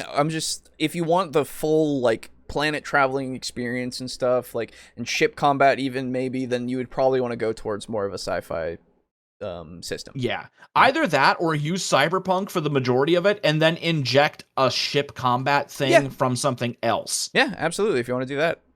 So like 90% Cyberpunk, 30% Traveler. Mm-hmm. Whatever you want, really. Yeah. And no Spartans. You're Marines, you bitches. What do you mean? Because that way the Covenant can be intimidating again. Yeah, that's true. Otherwise, they're just bitches. Yeah. There's apparently a fan TTRPG of Halo that's called Mythic, if I recall correctly. Oh. Wow. Thank you. Okay. Oh, I like Halo. I will keep that in mind. Thank you. So, really, with that in mind, don't over prepare, right? Don't say if this person does this, then this thing is going to trigger, and then after they do this, this is going to happen. Yeah, exactly what you're talking about before. Way too much, right? You can spend all day going over exact details of where you want things to go. It will not happen. Yes. Instead, little bitty triggers, right? Say, okay, well, assuming that they go to this town, they're going to show up. There will be a brawl there, right? What they do from that brawl, who knows, right? That's where your improvising comes into play. Yeah. Yes. Eventually, somebody will approach them, whether it be good, whether it be bad. Let's say it's the guards, right? The guards are going to come after them because they were a witness to the brawl or they interacted in the brawl. Either way, guard comes to them. It's not quite railroading because you're not saying they have to have the result. They get the same result, but you can actually pull together the small bits and pieces to make things happen. Yeah. So with that kind of thing in mind, don't railroad to the fact of having every single scene played out. Don't over prepare. If you're trying to keep it, your improv. Over preparing was the last tip. I was like, "Where's the third?" No, that was the third. Gotcha. Yep. Okay. Yeah. Skills sharp. Definitely don't over prepare. Yeah, the second one was just have a list of names. Yeah, a list of names of places. I'm just like, "Yep, okay," and then and then it's like, okay, move on. I didn't even talk about it because I didn't realize that was a specific point. Yeah, because like we just do that now. Yeah, exactly. Because it's just so much easier for you to just go, "Oh, there's a list of names here. Oh, I'm sorry. Yep. Did you want to know who that was? Oh yeah, they were like Joe Schmo. Wow, that's crazy." That was Bob Bobberson. Right, yeah. Bobberson the Bob. Yeah. His specialty, bobbing for apples. Yeah. So, no, it's good. Hello, Mongoose. How are you doing? His father made fishing bobbers. Okay, sorry. That's right. Exactly. And his mother, Bobby. Mm-hmm. Oh, yeah, of course. Yeah. Appreciate you watching. Let me know, like and subscribe, and let's talk about in some comments what you want the next video to be. Appreciate your time. Good luck and have a great day. Cool. Yeah. 100%. Ah, it's too loud. My too ears. loud. At the very end. Please stop. Why? No. I don't know. Why do people do horrible mixing when it's not them talking sometimes and when it's talking sometimes? Damn. Well, if they're not talking, is it really mixing? Yes. Oh. Because their audio for their speaking bits would be different from their audio for the other bits. So yeah, it's true. Still mixing. I have given you my like. Whoa, my God. Oh boy. Thank you. You should do that to the VOD when it comes out too. I mean, if you want to, only if you like it, obviously. Yeah. Don't worry, But YouTube. I'm not just saying to like the video for no reason. No, I'm saying if you like it. Anyway. But you would think that it's a correlation of, they liked it before and they like it again, but who knows? YouTube might just shut us down for no reason. Anyway. Cool. Well, perfect timing. You've reached the midpoint where we're now going to shout out and shill. Shit out and shell. Shit out and shells. That's right. I'm going to shit all over the shells. Yep. Because the 3 shells in Demolition Man. That's the one. Demolition Man shells and Demolition Man. You don't the 3 shells. The only 3 shells I'm aware of is Mario Kart. Oh no! Oh yeah, Demolition Man is literally in the future. Oh no, I know Demolition Man. I just don't remember the shells. Yeah, it's for the bathroom. Oh. Yeah, because it's the 3 shells. That's how you clean yourself, apparently. Oh. I have no idea. No one knows. That's very weird. Yes, it's very strange. No, you only get one. Damn it. Anyway, so like I was saying, shouting out and shilling is the name of the middle section here. Perfect timing for anybody coming in right now, obviously. Oh yeah. But for anybody just coming in, don't worry, it doesn't last forever. No, it doesn't take too long unless we make it take longer than it needs to. But we won't, I promise. Okay. So, hey, did you know we had a Patreon? Wow, that's crazy. Patreon, look at our patrons. Wow. I'm gonna read them off. What handsome and or sexy people. There you are. Cover all the bases. So, that is, of course, Draco Kraken, up at tier 4. Thank you so much. Mog Zero, up at tier 4 as well. Thank you so much. Rick, aka Unit Rico, at tier 4. Thank you as well. Slazer, up at tier 4. Thank you so much. Steely, up at tier 4. Thank you as well. Oh my god, 2 more people liked the fucking stream. Oh my... The hell? Why does it happen when I say the words? Damn it. It's almost like that's how it works on YouTube. Damn it. Yeah. Don't feed the algorithm, except do, I guess. But also... Yeah, we like the algorithm. We do. Well, I don't like the algorithm, but it's helpful to us, so thank you. Also, I hope you actually, like the content more so than or just giving us a like. You know how it is. Anyway, continuing on. Drake Cross, thank you as well at tier 3. And now, Lux, you've changed your name again. Arcane Tyrant Lux at tier 2. Thank you as well. Chris at tier 2. Thank you. Frozen Spaghetti at tier 2. Thank you. And last but not least, Kill Chrono at tier 2. Thank you so much as well. Other than that, of course, you can support us by getting our logo on a thing through TeePublic. Link is in the description.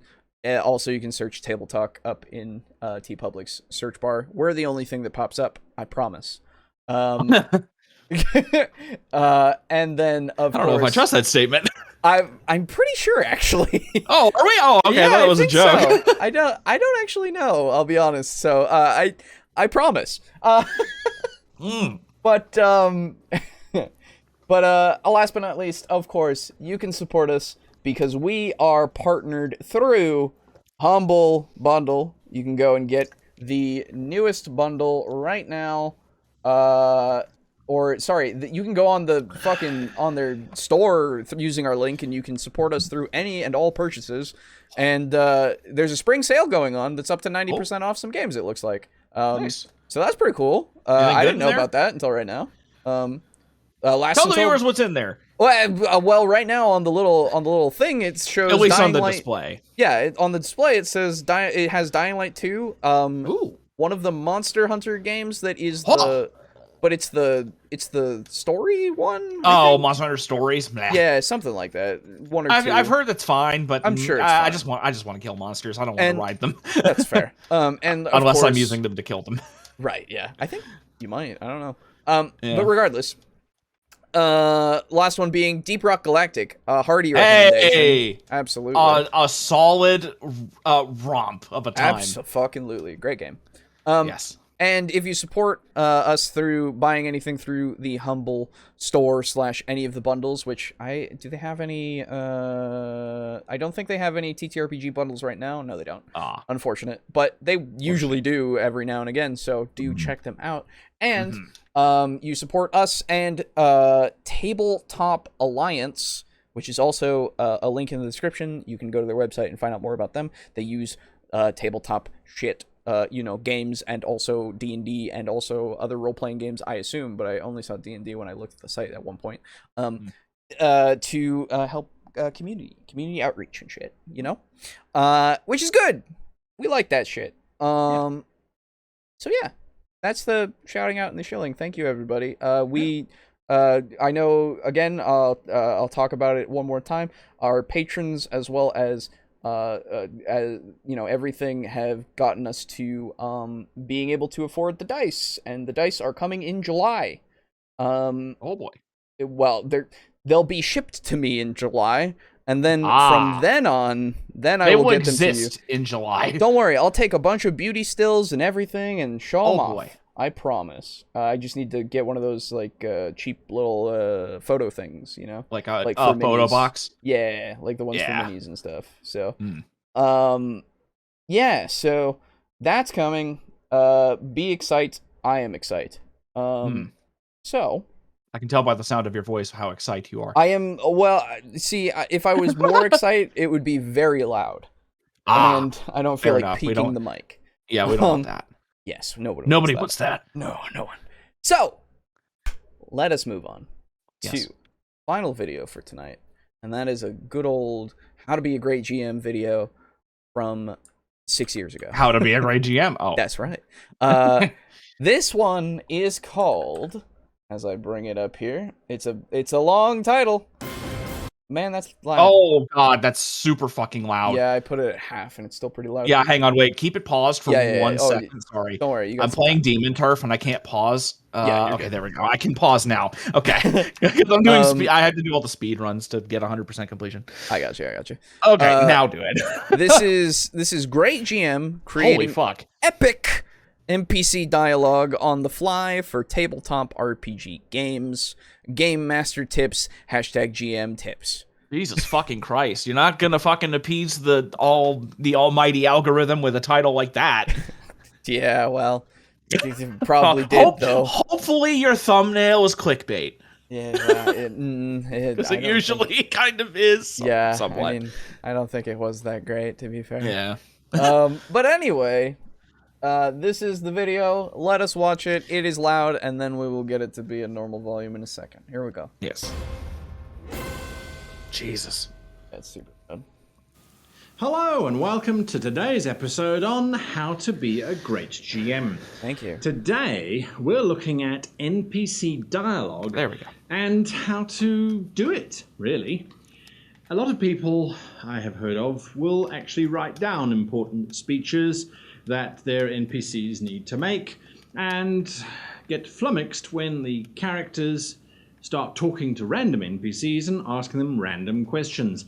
How do you come up with great dialogue that doesn't feel like you're making it up as you go along? Sure. Well, as I've said in many videos before, imagination, the key to how to do it on the fly, comes from 4 integral parts. Okay. One of those is research. Personal experience is another one. Of course, random association is a third. And then the final, very small component is actual inspiration, that magic spark that brings all 3 of those other things together.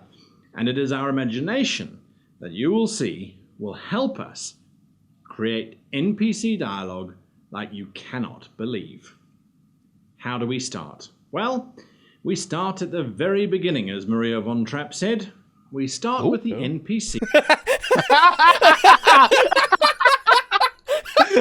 Yeah, like, sorry, you can't just spit out a name and expect me to know it. You know what? Let's learn. Maria von Trapp. Oh, first one that comes up. Baroness. Maria Augusta von Trapp, DHS, was stepmother and matriarch of the Trapp family singers. Okay. Published in 1949. Is this the person we're talking about? I would assume. Maybe? Are there any other Maria von Trapps? Not that I can see. Yeah, no, she's the most. Sound of Music. Oh. Not everybody has. Come on, man. Okay. Also, way to fucking subtle flex there. I don't know, man. It's whatever. I don't care. Yeah. Either way. Requiring a goal. Now, a goal is not nearly as major as they want to take over the universe, or maybe it is. It could simply be as easy as, well, I want to go from my house to that person's house because they've got coffee going and I've run out of milk. That's a very valid What goal. does the coffee have to do with milk? Hey man, some people take milk in their coffee, okay? Well, no, he said I've run out of coffee and I need more milk. I know. Oh. I know. Anyway, go on. Julie Andrews, doe, a deer, female deer. Yeah, see that I know Julie Andrews. I don't know. I Maria von Trapp was not a name that I knew. You're telling me you don't know Sigfik the Proud Toilet Seller? No, I don't. I don't even know if I said that right, so I'm sorry. But thank you for letting me know that I will forget tomorrow. Yes. But anyway, already I'm like, yes, we need to have NPCs don't need to be static, right? Yeah. We've encountered our first static NPC in Devils and Dice that I have ever even thought about because it was very explicit. Yeah, which was right? fucking funny. Yeah, because that was the joke. That was the joke, exactly. Yeah, the joke is that, you walk into a fucking tavern, it's like, no, I'm just going to sit here until you come back and take my quest. Right, exactly. I'm not programmed to walk around. Yes, exactly. So, like, but having your NPCs always have something that they are doing because they exist. They have lives, right? Yes, and they it's are a lot people. it's a lot to keep track of, I know. Mm-hmm. But it is so important, I think, because otherwise your world's just going to feel like it is, like I said, static. And it only exists for these people to be in, right? And it's not itself a world. All of your powers of imagination can become part of a 4-hour dialogue that the NPC will happily engage with the characters on about the importance of good neighborliness, coffee, the way that the door never opens properly and always sticks, and how that person who owns that little property really should get it fixed, but since her husband died, well, she's kind of been letting the place go, which is not surprising considering who she's been hanging out with. After all, those kind of people certainly don't seem to be the right type. Oh, I made him up. Don't steal, please. Ah, I see. Oh, okay. Thank you. The proud toilet. I don't think I could ever steal because I don't know. I don't think that's a proper thing that I can say. I guess it's some eldritch being that sells toilets because that is not how you spell a name. At least, sorry.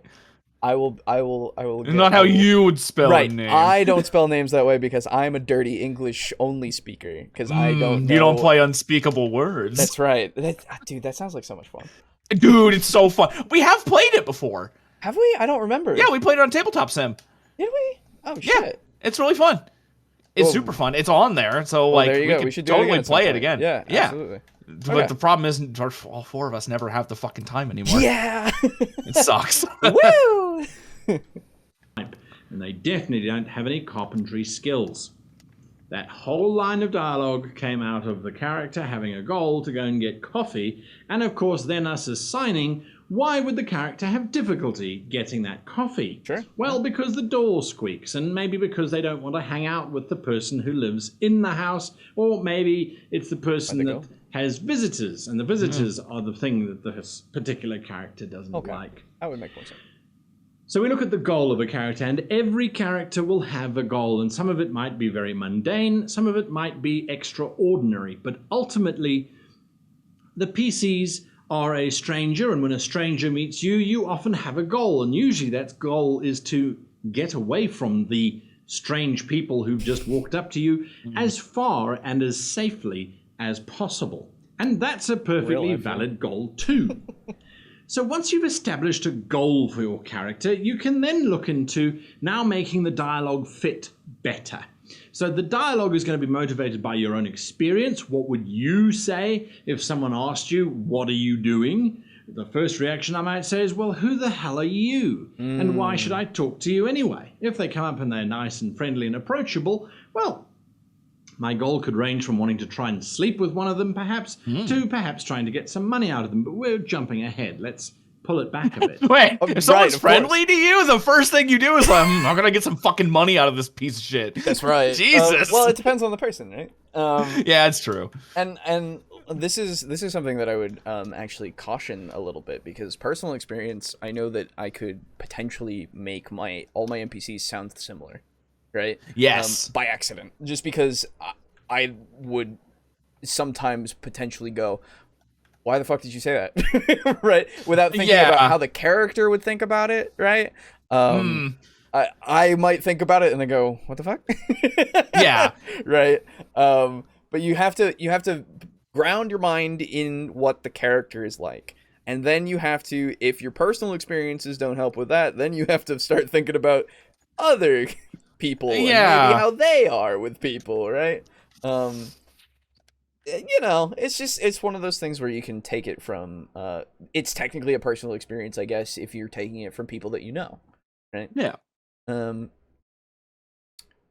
What sociopath thinks of that first when they meet someone? Exactly, a sociopath. You've already answered your own question. There are people who don't want to take over the universe. Slackers, exactly. Yeah, right. That's right.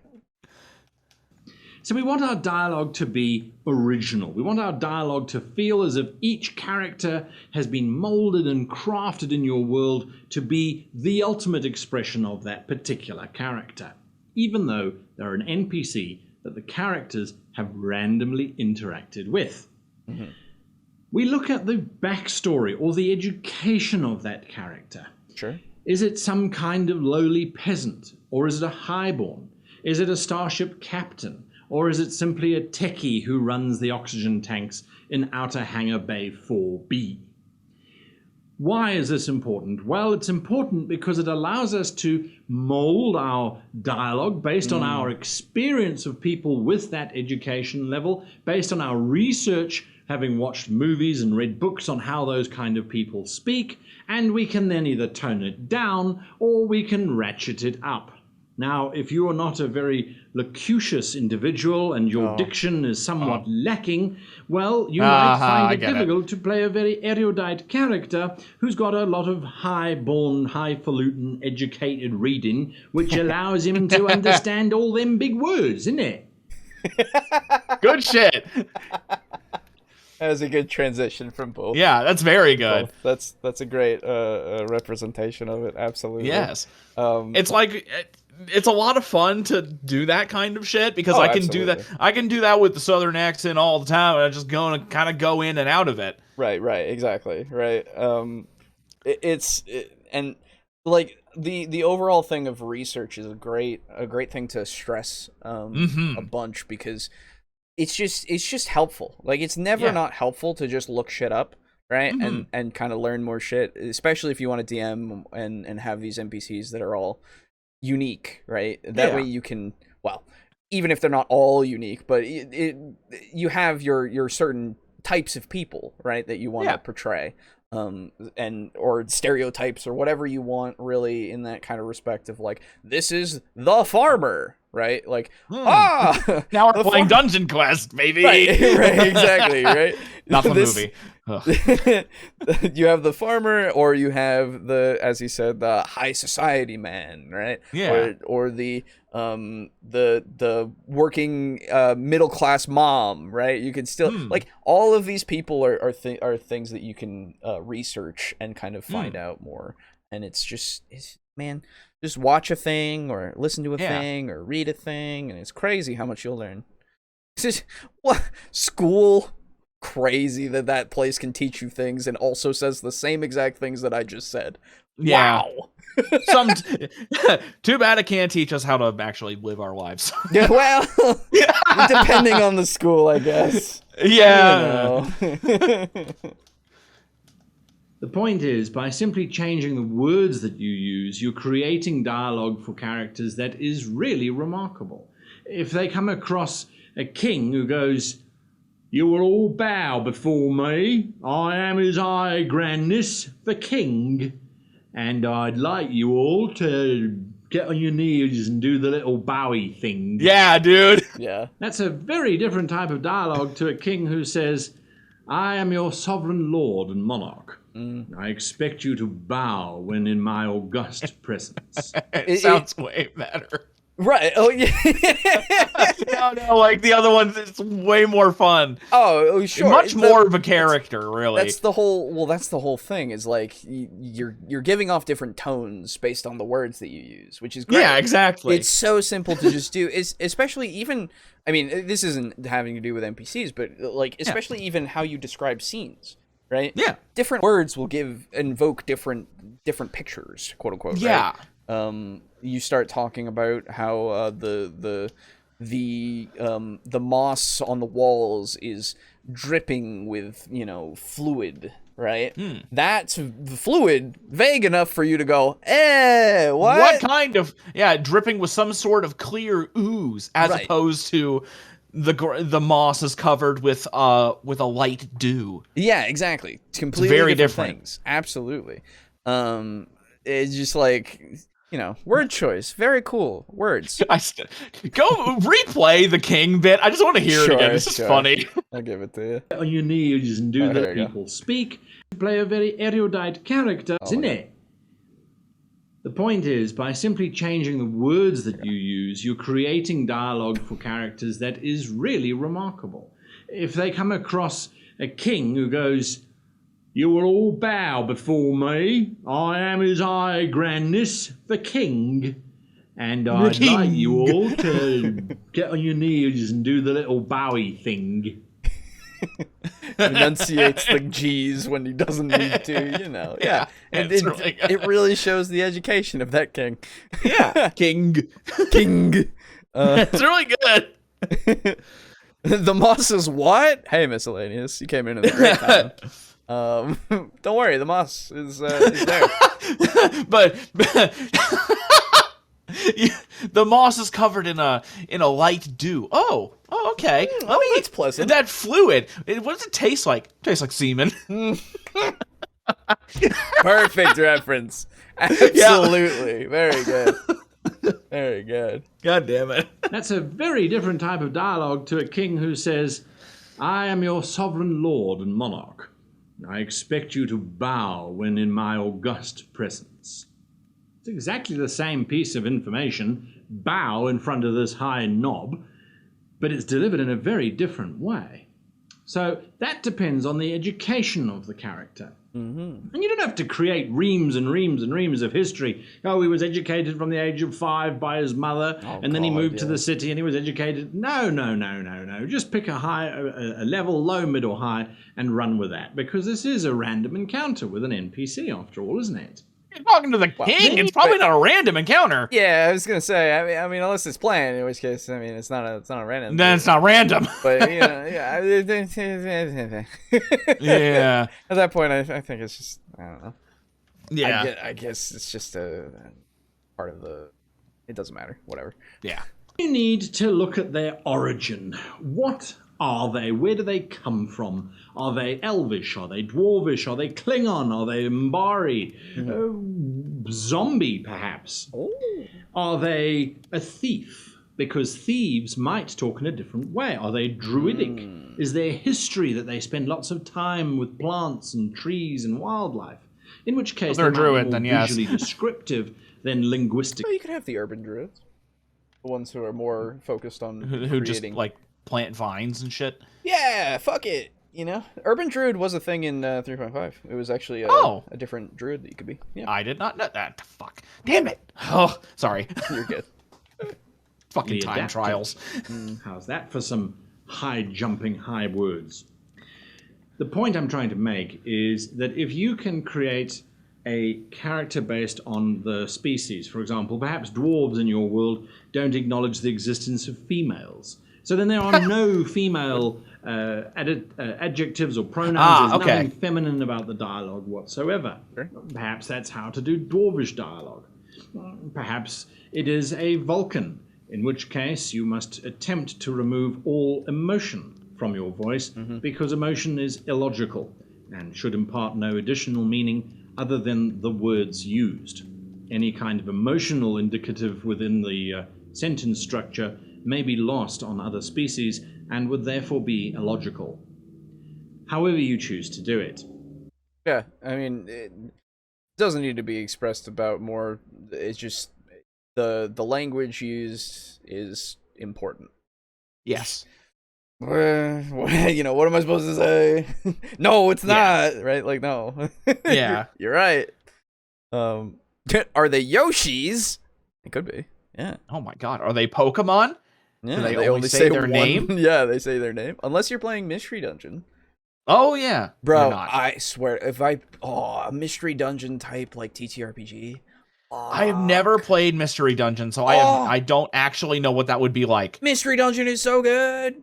Yeah, I know. I've always heard good things about it. Well, except for the really new ones that were like Super Mystery Dungeon, I think was one of them. Oh. Not great, but really mysterious dungeon. Giant mystery. Whoa. No, not Mystery Dungeon, it's Mysterious Dungeon. It's the knockoff. Mysterium Dungeon.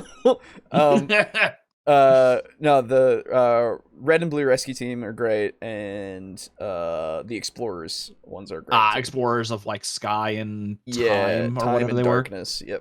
Yep. Time, Darkness, and then Sky, because Sky was the middle branching one. I see. Yes. I know quite a bit about the Pokemon Mystery Dungeon. Fucking nerd. I know, it's one of my favorite games. That's why. Once you've decided on the language and the origin of your character and whether they are someone who's experienced with thievery or who's a druid or who's a wizard or who's a scientist. Sorry, it's just a side note.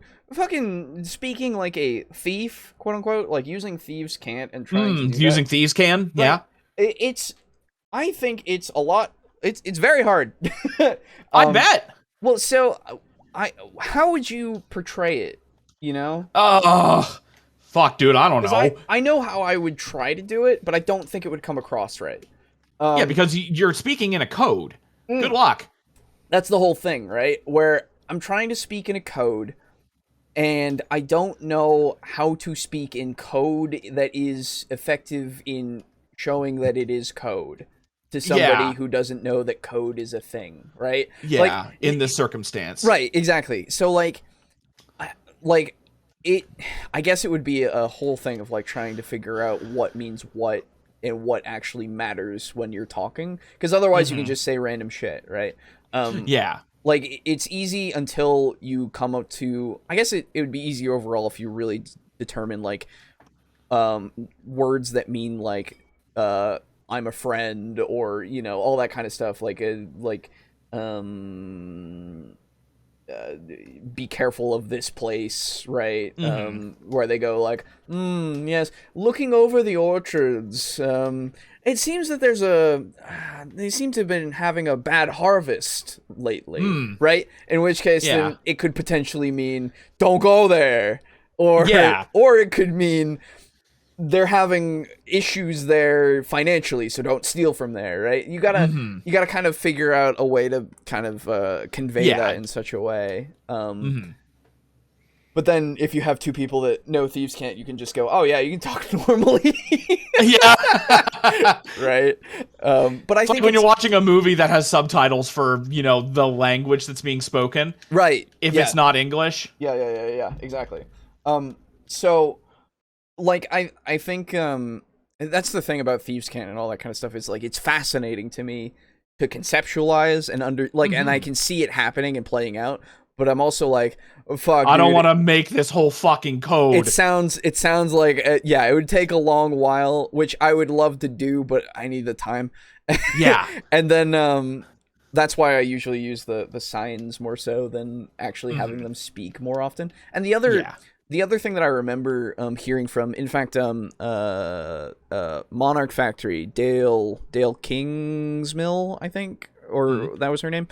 Regardless, that channel, Monarch Factory, is the one that I'm referring to in general for people that want to know. I think there was a video where she was talking about how she expressed thieves' cant with clothing choices, where certain clothing choices would mean certain things to certain people, right? Where you had a wristband, a certain colored wristband, like on your wrist that had a certain amount of like pattern and stuff, and that would mean that you're a person that you could talk to about certain things if you we're in the know. Yeah, right? you are like a fence or something. Yeah, exactly. Like stuff like that. Think visual symbols make more sense to me, right? But I also understand the need for code because visual symbols can be cracked. And so can code, like speaking, but then, you can easily But then you just change that. Exactly. You can But the thing is, you can do the same thing with a visual visual thingy. It's true, but I think in my mind, at least, it's easier for you to start recognizing the patterns of a visual thing than of hearing the words spoken. Yeah. Because as a human being, I look for patterns because I'm a human being. Presumably. Well, I am a void person. But yes. So, but generally, as humans, we look at things and we see patterns and everything, right? And that's just how we make sense of the world. Right. It's just how our brains do. Yeah, I think visually. That's how the human brain do. It is true. So that's why I think visually it would make more sense for that to get cracked over something that's more auditory. Yeah. Anyway, totally different tangent. Let's go on. Yeah. Once you've built that sort of image in your head, you can then go on to the NPC's disposition.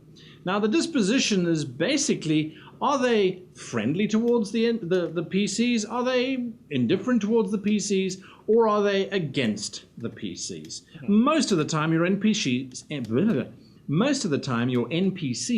should be indifferent. If they're friendly towards the PCs should be suspicious, unless they've done something to warrant such friendliness. Of course, if they're hostile, the dialogue that they will be delivering is more along the lines of something that is threatening and provocative rather than something that is helpful. Right. Once you've got that, you then add into the mix the personality of the NPC. Because although I might be indifferent to you, if I'm a bubbly person and I don't know who you are, and I'm not entirely sure that I'm going to help you, but wow, isn't it a wonderful day? I really, really am enjoying today. Now, you said you wanted something. I don't have a lot of time, so let me know what it is and come and find me. I'll be over there at my friend's place having coffee. Unless, of course, they've invited around those gosh dag-nabbit Dougal people. Or perhaps they're depressed and morose, in which case they may not be as exuberant as our happy person. Maybe they're angry, but they're not necessarily angry at the NPCs. They're angry at the tax collectors, because they always arrive and they always take out tax. Now, what did you want? Oh, perhaps they're defensive. I don't know what you're talking about. I didn't do it. What are you accusing? If you're accusing me, I didn't do it. Perhaps they're overly aggressive. Yes, what do you want? Speak quickly or I'm out of here. Now. You do poison. It's not angry, it's just aggressive. There you go. I was just thinking of the whole video now. Yep. Great video. Oh man, I love that fucking video so much. Really, really good. But again, not much to say about this other than yes. Yeah, right? It's good. Because like obviously playing off of both of these things is going to get you to however this person is going to respond. Again, like I said before, it's hard to keep track of all of this. You know, you make slight notes about these people and name, personality, disposition towards the characters. Like most of the time you can, like you said, you can automatically assume indifferent, right? Most of the time. Yeah. Unless they're specifically an enemy that knows about the PCs, right? Yeah. And in most cases they probably won't. Exactly, right? But if you're role playing with them, there's a good chance that they are not like openly hostile to exactly. To you. You're probably like very often not going to find, like, even with enemies that are willing to talk to you, you're not going to find them to be going, fuck you, I want to kill you, you know? Yeah. That's just the lackey's job, right? Yeah. Or the whatever they've hired to do, you know, any of that kind of stuff. He terrified me with that aggressive pointing. Yes, that's right. Should be scared. There are a whole lot of other options. They could be scared, they could be excited, they could be closed. It's entirely up to you to decide on this particular NPC. And it's always by an NPC basis. Next question to ask, and yes, there are a few questions that we are asking, but actually, before we go too far, I think personality is one of those things that I reserve for more important NPCs. Yeah, because a good deal of NPCs that your characters will wind up talking to are just gonna be the ones where they're like, oh, this is the baker. Right, yes. You know? Well, now, if they do ask their name, that's fine. Yeah. But there will be a fair amount of times where that really is just a throwaway NPC that never really had a name and doesn't, it won't get a name. Right. Exactly. Like, if they make them a recurring person, right? If they take interest in the person, then you start figuring it out more. Yes. But if you don't have an idea beforehand for random shopkeep number 2, yeah, right, you kind of have to in the moment then decide, well, what are they doing? I guess now? This is a person now. Right. What is like, what's their deal? How are the PCs acting towards this person? Have they bought things? Yeah. You have to now account for a bunch of things, which again, the improv is there for you to now have to do without having any time beforehand. But it's not the worst thing in the world. It's not hard to do, I would say. Overall, it's easy to get a very basic person at that point, right? Yeah. Because you've already got, well, it's a shopkeep, right? Then you can start going, are they greedy? Are they nice? Are they more thrifty in that case? Are they, you can start asking the questions to yourself, and kind of try to change the dialogue to match that. It'll be a little touch and go, I think. Yeah. But that's just how it be, baby. I don't know. At that point. This next question is fairly important, and again relies on you as the game master, as the creative, to draw on your imagination. And if the characters walk up to, let's say, a techie who's working in a hangar bay and ask him a question, all of this must be answered almost instantaneously in your head. But what would a techie be doing just before the PC approached the character? What was he doing? What was his goal?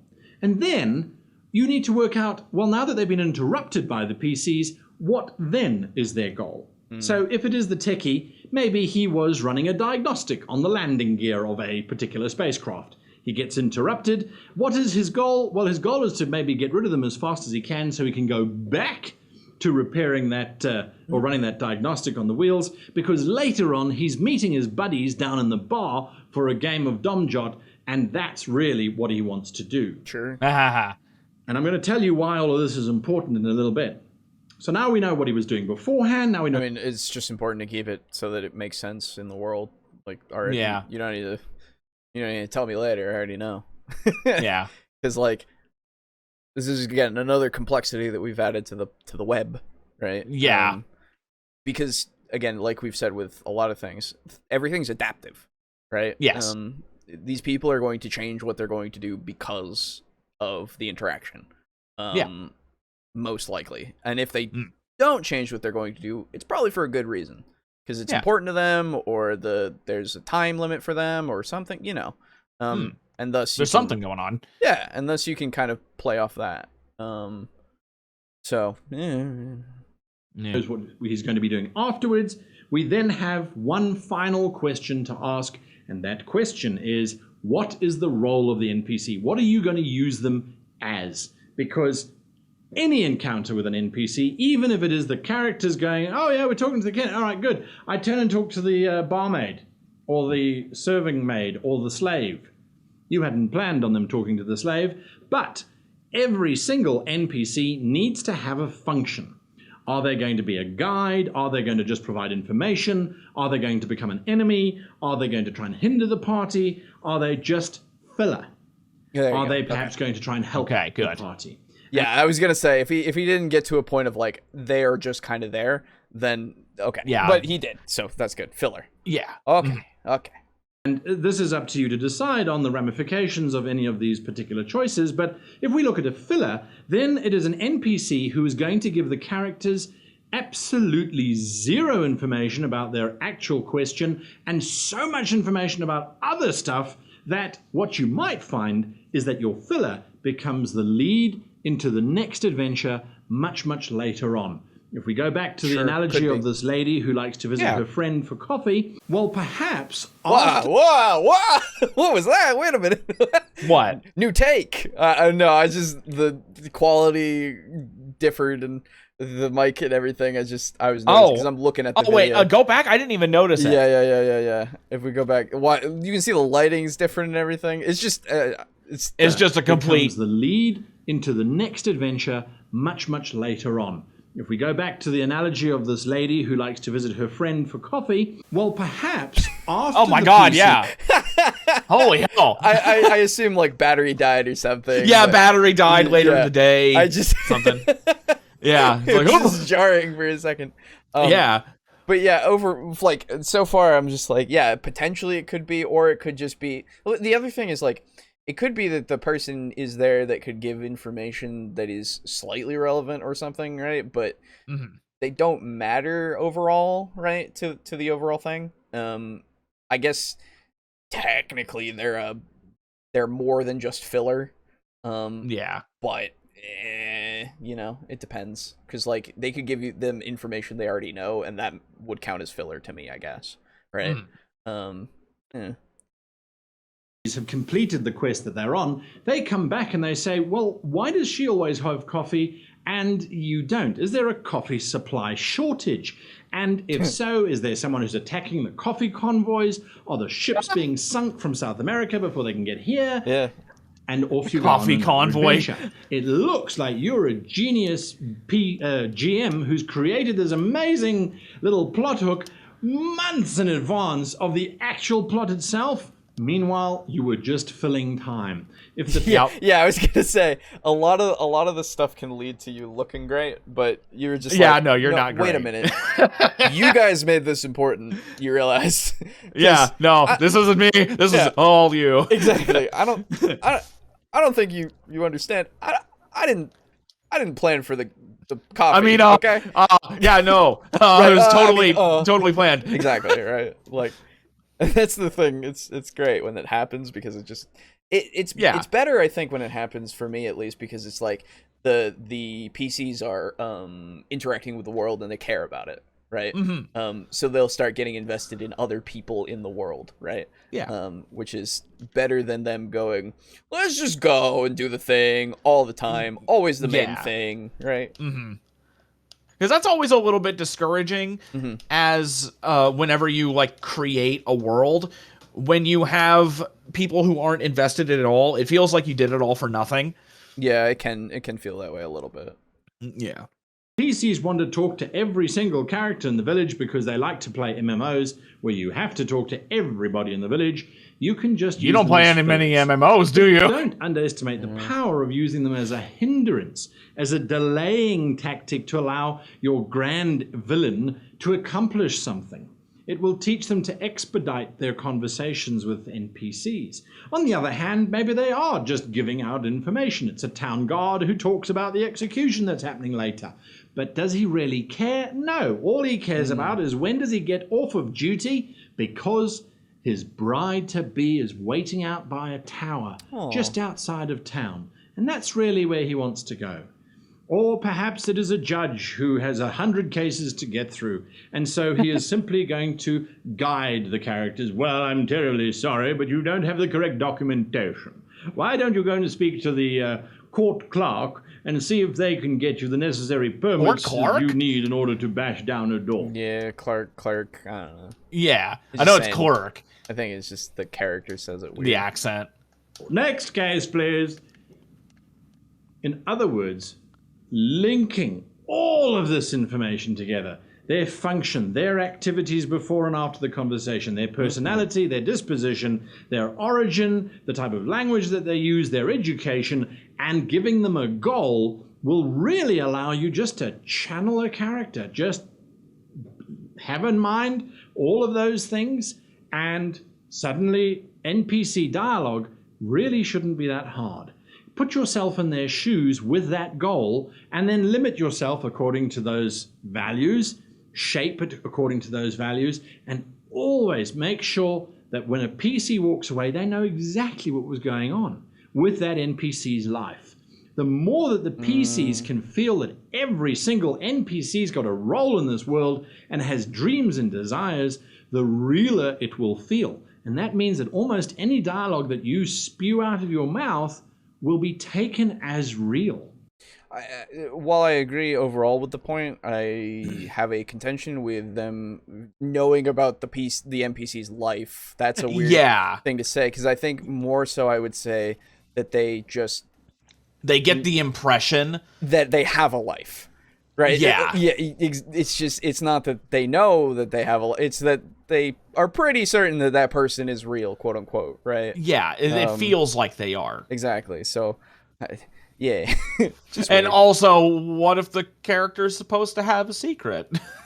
I shouldn't know exactly, that. Right. Well, yeah. I know. Yeah. I guess it's just the wording.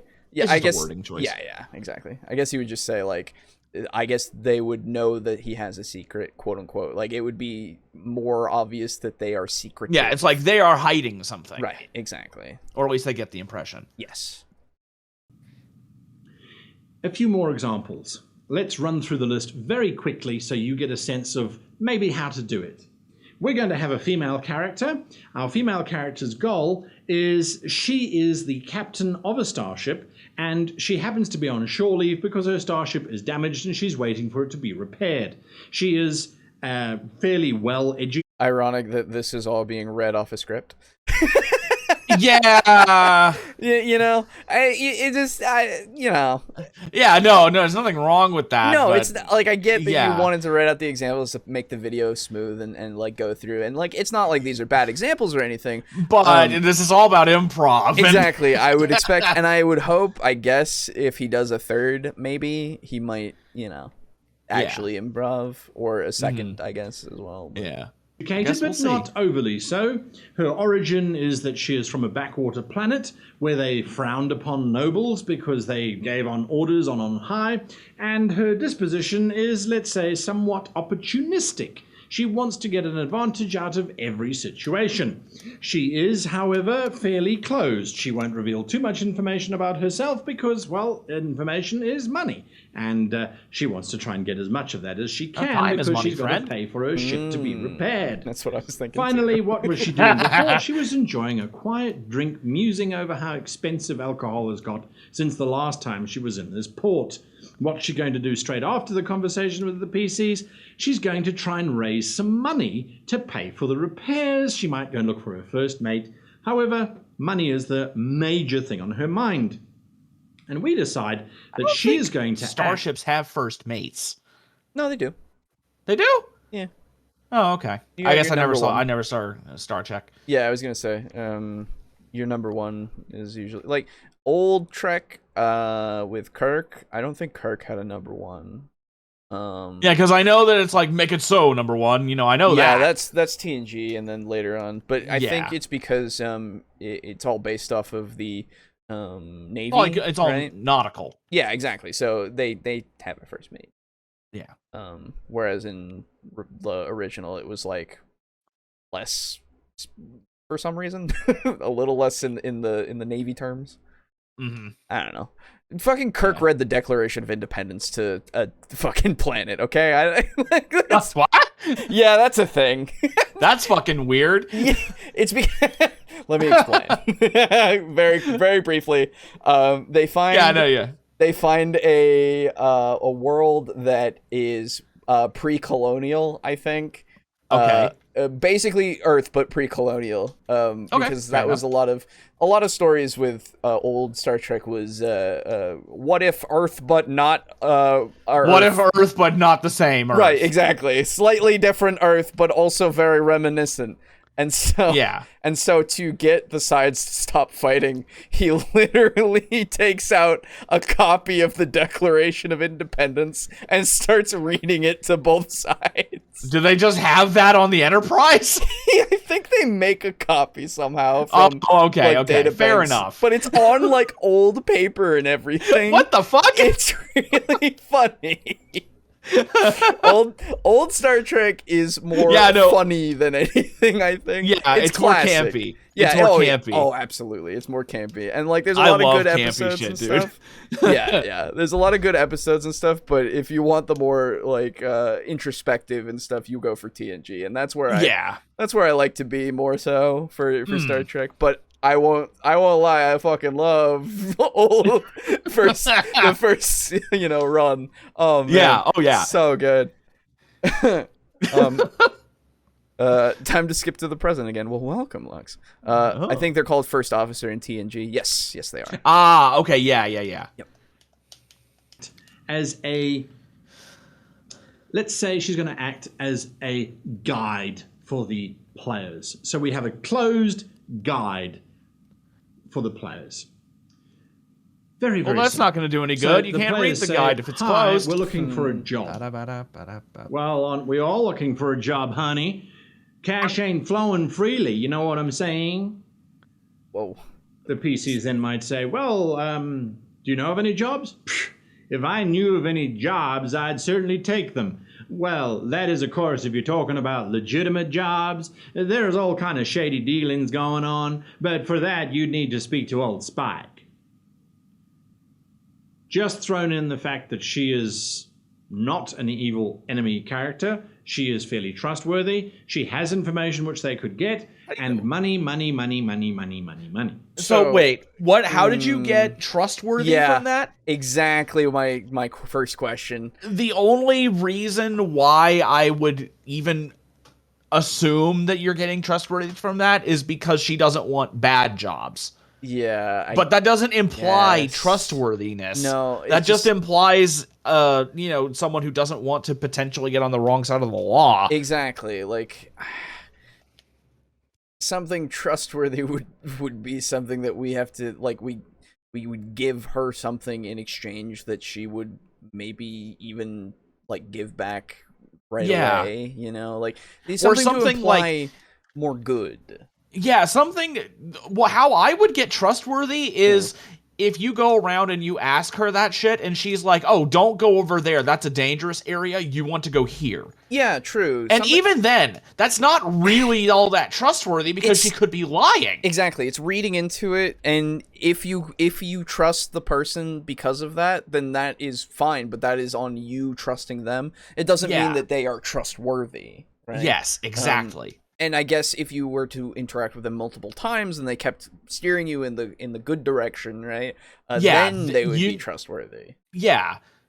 It's a thing that comes over time, and unless they have a reputation that you know of beforehand, or they make themselves very obviously trustworthy somehow in the very beginning, which at that point it's like, well, are you doing this because you are trustworthy, or are you doing this because you're trying to appear trustworthy? Exactly. So yeah, there's a lot of nuance in that that you can't just, give from this one little performance. Overall, I just go, she knows that there's a person there who does bad jobs. Is that something that's already known from everybody? Or is that just something that she knows, right? Because we're already now talking about a closed person who just gave out this information freely. I suppose because it doesn't affect her, and the money that is going to be earned from that is not money that she wants, in which case that just implies morality more than anything. Anyway, a lot of things. In the pilot episode to the old Trek, there was a female first officer who was the captain called the captain called number 1, but they changed all the characters after that and didn't have one anymore. That was the Captain Pike pilot, and they actually bring that back later on in a different episode where Kirk comes in and basically watches the whole episode. I skipped it mostly because I had seen the pilot. I do remember that. It was just a thing that they did one time in original Star Trek, and then they made it more popularized in TNG. I don't know, man. I think they were very afraid about that pilot for some reason. I think it was because they didn't think it would be as appealing, which I think it would have been fine. But Kirk is still fucking hilarious because William Shatner. So dude, fucking they made the right call, to be fair. Oh, absolutely, goddamn-lutely they did. Shatner and Nimoy and what is Bones' actual name? Fuck. Anyway, the character. Yeah, I don't know. The characters I'll go with because I don't know all three of their actual names, but which is a shame on my part. But Kirk, Spock, and Bones, that trio is what all of old Trek is about, man. Like they're just the icons. They're iconic. They are like, I love their interactions all together, or even with just one another, like like separately. It's whether it's they're playing off of. Yeah, it's what I would live for watching that show. It's just so good. I'm a doctor, not a mason. Like no, you're a doctor, not a bricklayer. Oh, bricklayer. Sorry. Yes. How do you get that quote wrong? Fuck even I know that one. Yeah, whatever, dude. I'm a fake fan. I've watched the original series one time. Okay. Okay. You know what? Fair enough. Yeah, you are a TNG guy. Yeah. I wouldn't call this diner waitress trustworthy. Yeah, exactly. It's a strange thing to get. This diner waitress doesn't want to get into drugs. She's trustworthy. Yeah, it's like anybody? Neat. Yeah. Yeah, I think he's more pulling this because he already knows that the character would be trustworthy. That's a fair point. You know? Yeah. The PCs might then say, well, do you like the color purple? What kind of question is that? Who likes the color purple? Ain't that the color for sexual repression or whatever it is, that big fancy word? I have no idea. And you are wasting my time, quite frankly, because unless you got a bucket load of credits that you're willing to give me for, I don't know, nothing, you can mosey on over. I don't need you. Again, money, money, money, money, money. A little bit of example that she's not interested in big fancy words, leaving it up to the players. You mentioned dropping that little. Oh, okay. Well, he's going to talk about it. I bet. Was it Spike that we'd have to talk to about getting a job? Okay. Also, a little bit of world building there too. Of like, oh, isn't that the color of this? It's like, oh, what is that? Yeah. Potentially, I don't know. This is the thing. I don't know much about the PCs and what they know. So yeah, this is the color of the fucking rebellion. Right. We don't like them. Like, oh my god, because they fuck up business. That's right. Well, sure, you need to speak to Spike. He runs all of the illegal activities on this station, but I wouldn't go near him. He is dangerous and will double-cross you in a heartbeat. Oh, there you Don't go near him. That's my advice. Yes, well, he's obviously dangerous, but so are we. Can you tell us where Spike is? Well, sure, everybody knows where Spike is, but no one's going to tell you how to get to Spike. That's for certain. That information is valuable, classified information. You're not going to get. Then why does everybody know it? I do know it, though. Well, it's the whole, like, if you're not from here, you don't know, I get, yeah.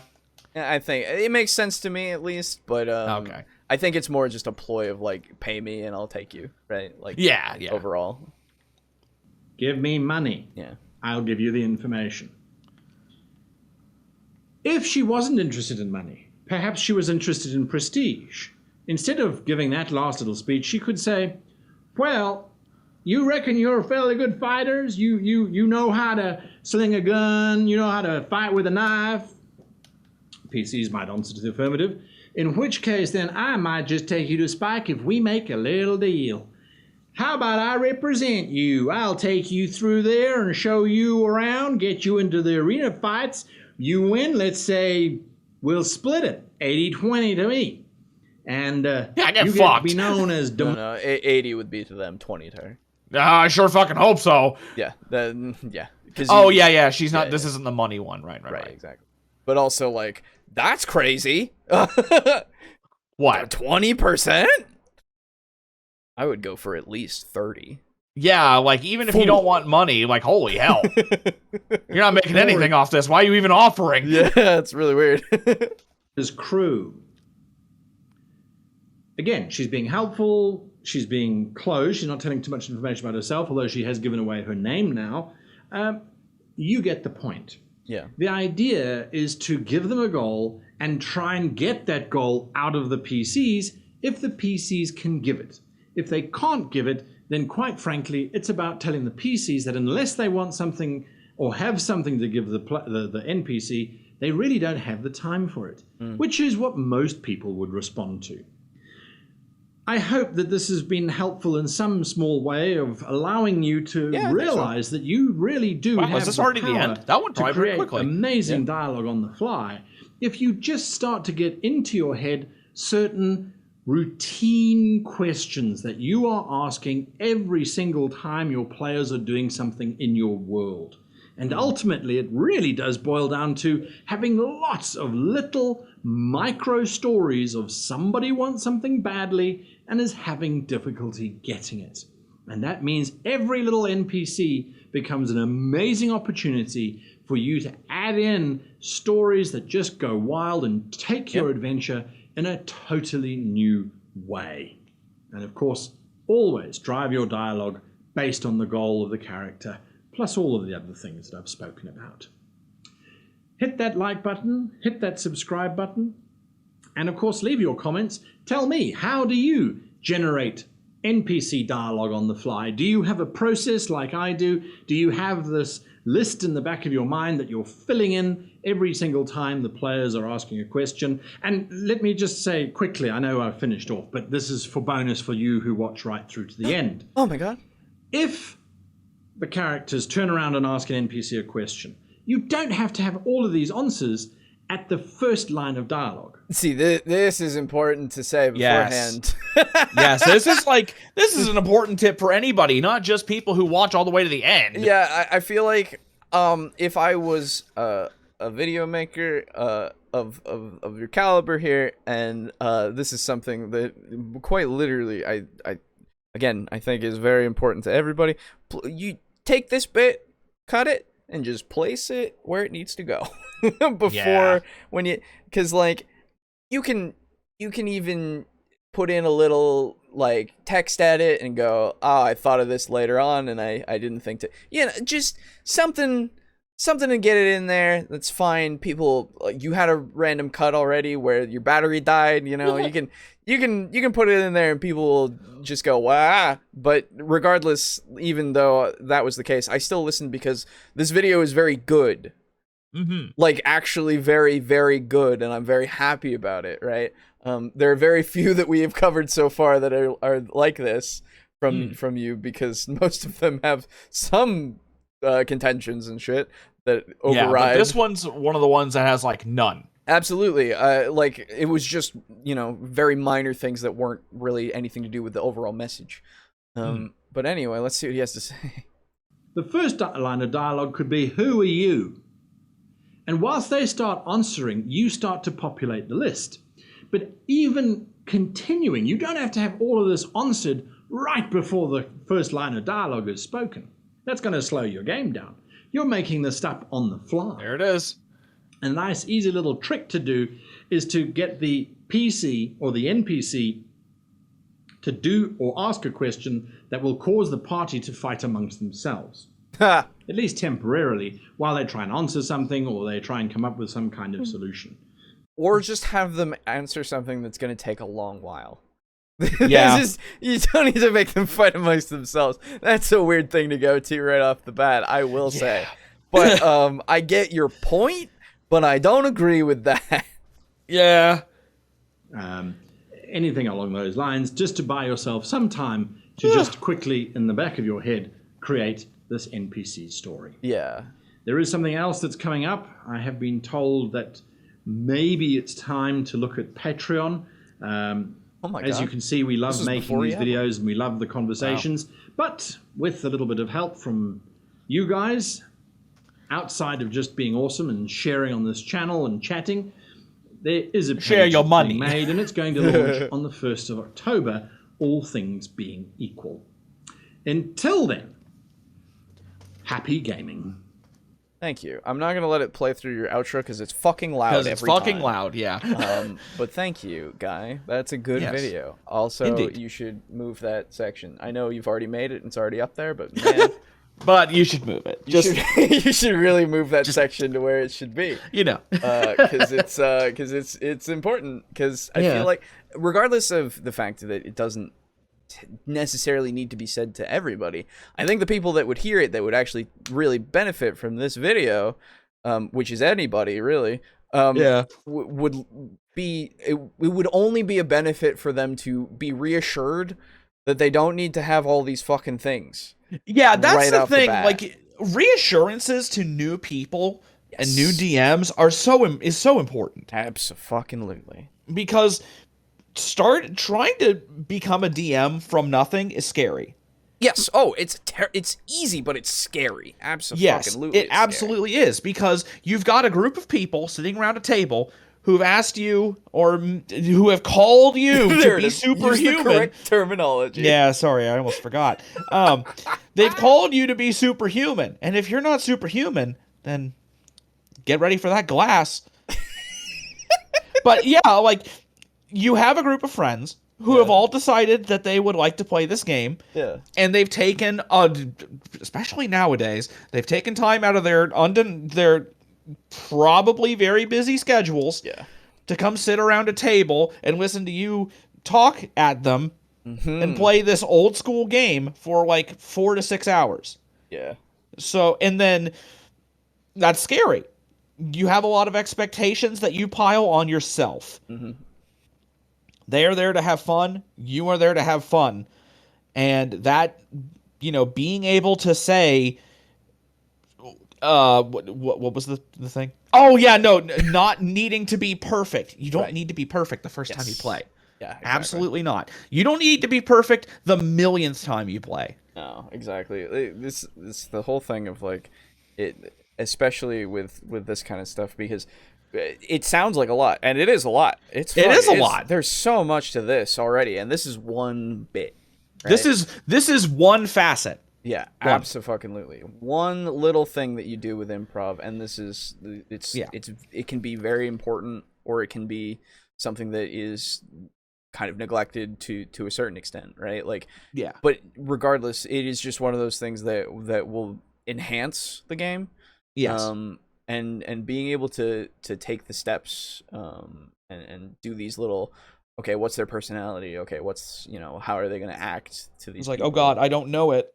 Right. It's just like, oh, hey, don't worry, just take your time. Right? Yes, because the thing is, the improv stuff in D&D is usually it's going to be what you do the most. Yes. For sure. So. The only thing that might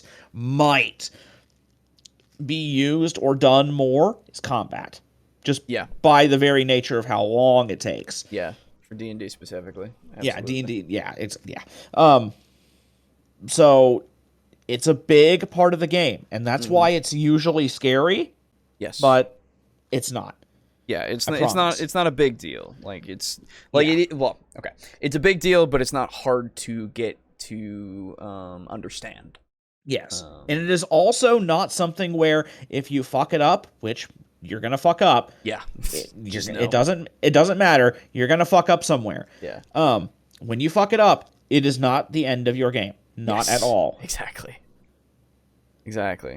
I got to keep this pace at this.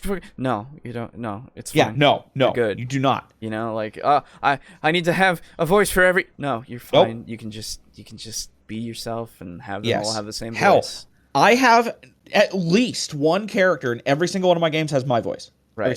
Yeah, exactly. Like I can't do other voices very well. I can do some voices, but I can't do, as many as I would need for a whole fucking world, okay? Yeah. Let's be honest. I would say I have 2 voices, just 2, that are, like, really good. Mm-hmm. And that is my monster voice or my grave mind, which I pretty much just need to call it my grave mind. Yeah. My grave mind and my Skaven. That's it. Those are very good, yes. Yes, those are my only 2 good voices. So, yeah, it's just, in all facets, there's, like, so many things you can fuck up, but it's fine. Yes. So it's just reassurance. Good. Yeah. Anyway, I had to get some weirdness in there before it was over. That's right. Yeah. A little bit. And it's not like anything like super detracting. It's just like, why did you not? Yeah. Why didn't this should be? Yeah. Very important. Put it in your script, I guess. Yeah. But anyway, it's okay to be a dungeon okayer. It's right there in the name. Exactly. Indeed. Exactly. Do you rhyme as Gravemind? Oh my god, no, I don't. I wish I did. Fuck. That'd be so fucking funny. Dude, if I had to rhyme as Gravemind, I'd be absolutely fucked. Right, yeah. I feel you. Although I am gonna have a character with rhyme at some point. Hell yeah, of course. It's not gonna be for a very, very long time. Yeah. But I do have a character that I want to rhyme. Sick. Yeah. All right. Well, we're moving on to the very last section before we leave, and that is comments. Huzzah!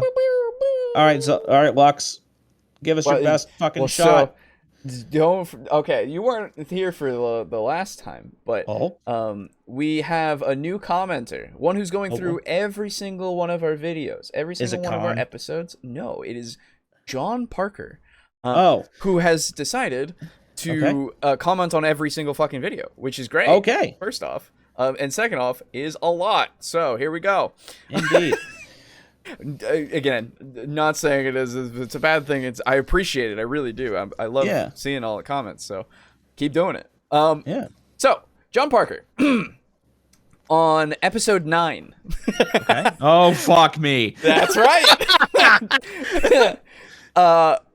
This was rules lawyering and lazy recapping. That was, oh god, it's so long ago. But I remember the lazy one was like, being lazy, quote unquote, wasn't really the point. It was more a way to recap better. Yeah. It's just lazy being shorthand for easy. Yes, exactly. Which was fucking weird, but anyway. So on the discussion of rules lawyering, could be very easily accused of being a rules lawyer. I assume that means I could be very easily accused. Excuse me. I, however, view it as maintaining consistency, so that something is done the same way every time, and that is fair.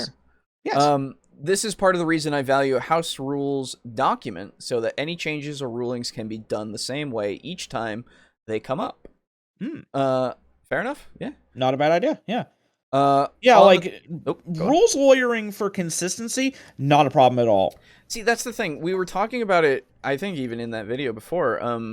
Rules lawyering is demonized, whereas we came out with a different term that is more what we kind of would want, which is having the consistency and more just kind of being there for making sure that the rules are like followed, quote unquote, right? It's not going, actually, right? Yeah, no, not that. Right. So nobody wants that. No, because that's just annoying. And like, even if I sometimes will say the word actually, I don't say it like I mean to. That's not your intent. Right. My intent is to go, well, are you sure the rule is this? Are you sure that this is the way that you want to do it? Yeah. That's more my thing, because then we set a precedent of like, okay, if this is the case, then we have to do this forever, right? On the topic of lazy DMs, a DM for one of the games I was playing in had done such little preparation for a combat encounter that ran for 4 or so sessions, high level 3.5 with relatively short sessions. Yuck. He brought me in to stat out the enemies, which I was happy to do. However, I was expecting something more than just HP totals and a strength score on the stat blocks. Oh, yuck. The DM also has a habit of taking a class or prestige class or monster ability block, reading the name of the ability without reading what the ability actually does, and then doing whatever he feels like without considering the consequences or the potential consistency issues this creates, especially since he doesn't write down how he thinks the ability works. Oh God. He is the DM. I thought I was lazy when I made my monster sheets. He is the DM that has had NPC sorcerers know every spell. Yikes. Yikes. Yeah. I would do the council as a law to do a single yike, but I don't feel like saying it. So I won't. But I did. You already did. In a roundabout way. No best shot from me this time. Filler comment this week. Oh, you're fine, Lux. Don't worry about it. That fucking hurts me so much. I want to... Hang on. Oh, what he said, yeah. I'm gonna alt tab. I'm gonna drag in just a monster sheet of mine. Oh yeah. So that I can flex. on this flex on some random person. Yeah, flex on some random person that I will Who never isn't ever even meet. in the conversation. Yeah. Okay. Here.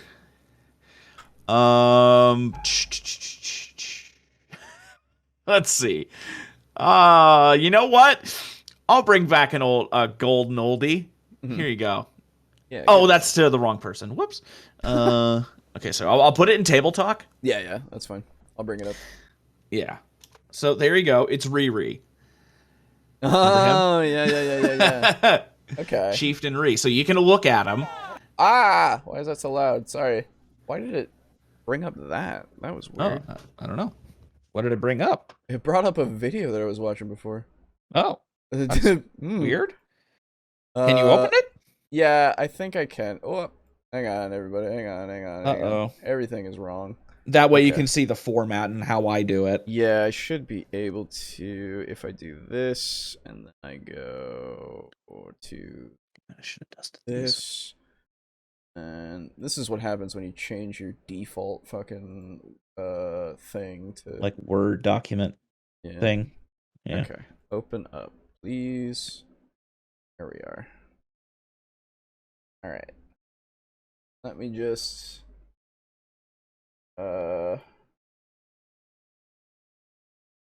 do doc. And we go. Hey. Sorry, I didn't mean to fucking drag everything down. No. Don't worry about it. It's fine. Didn't mean to slow down the podcast. That's right, you idiot. You've done it. You've slowed the podcast I made the down. podcast slow. Oh no. All right, there you go. Okay, good. Yeah, so Etten so Chief Shaman Riri. Yeah.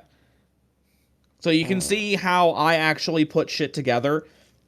Yeah. And you can see why it actually takes me a fair amount of time to stat out and write monsters. And why sometimes I'm like, fuck, I don't want to do that. That's fair. Absolutely. Yeah. So yeah. That has been flexed. That has been seen by all 2 people that watch us. Anyway, next up, John Parker. Wow, again. This time on episode 10. Introducing new players and writing a good game. And that's when we had Brogan on that one time. Oh my god. Who? No nat ones, except back then he wasn't known that as that. Oh my god, yeah, that's right. Yeah. He got big from us. No. In no way. Nobody would have found no nat ones if it wasn't for us having him before he was. And you tell Brogan that. I mean, no nat ones. Anyway, a paladin of Gahandar, the drow god of oozes and slimes, would have a fairly strong roleplay reason, to take Acid Splash. You could just use the 3.5 version of True Strike, which is a first level spell that grants plus 20 to your next attack roll. Yeah, but that's your full action. Yeah. And also, I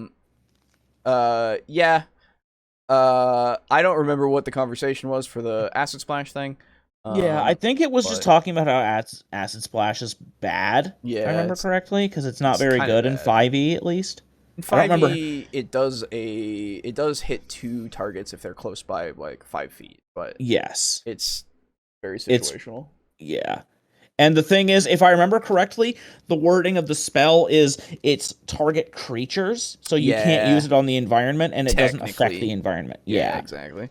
That's the problem, because it's all technicality and stuff. Because again, there's no point in talking about something that isn't rules as written, because you're right. You could make it anything. That's right.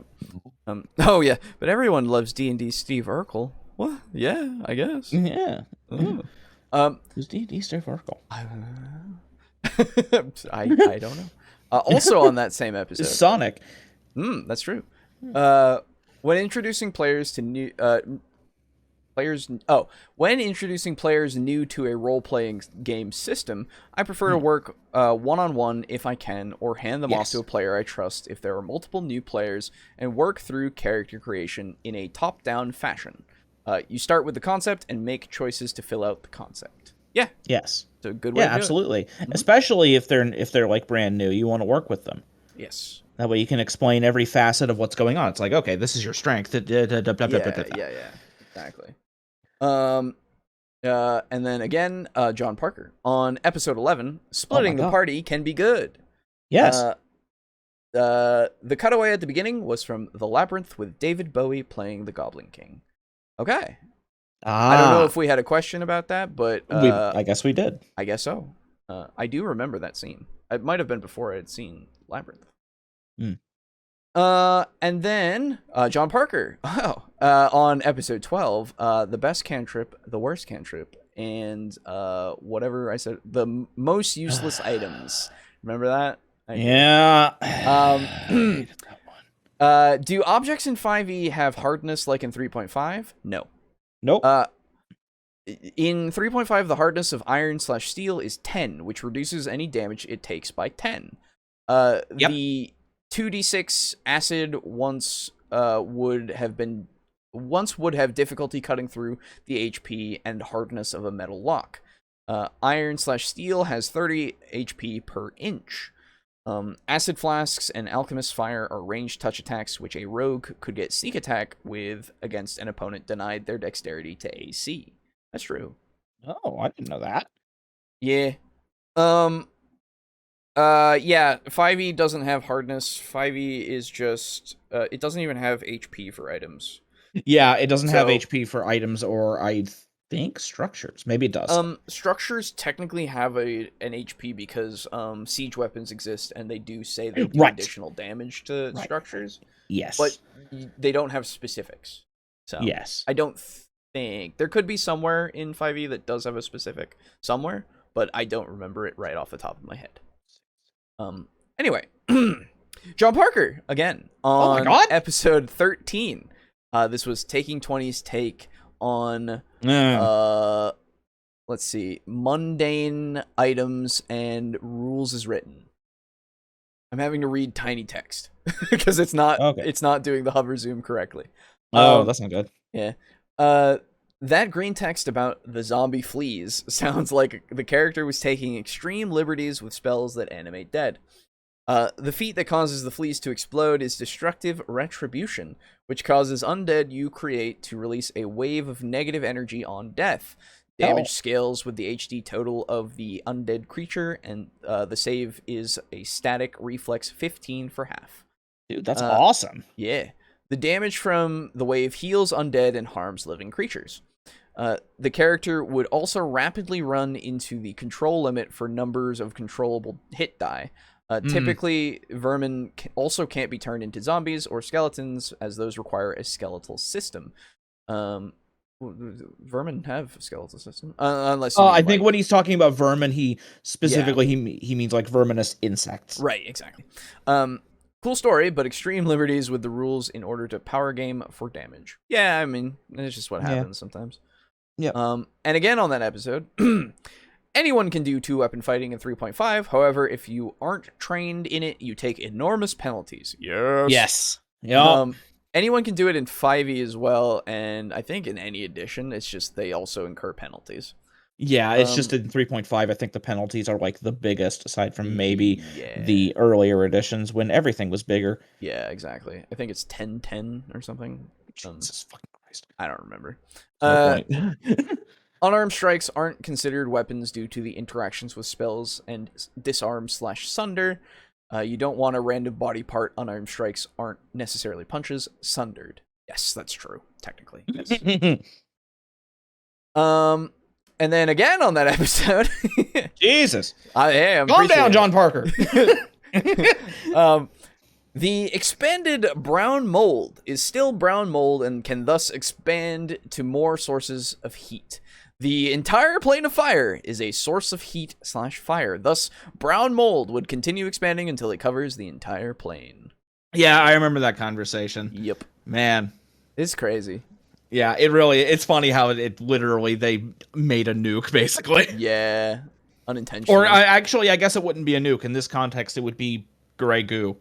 Yeah, true. And then on 106, our last episode, the one that you were not here for, yes. John Parker, again. This was on Why Should We Play Fate?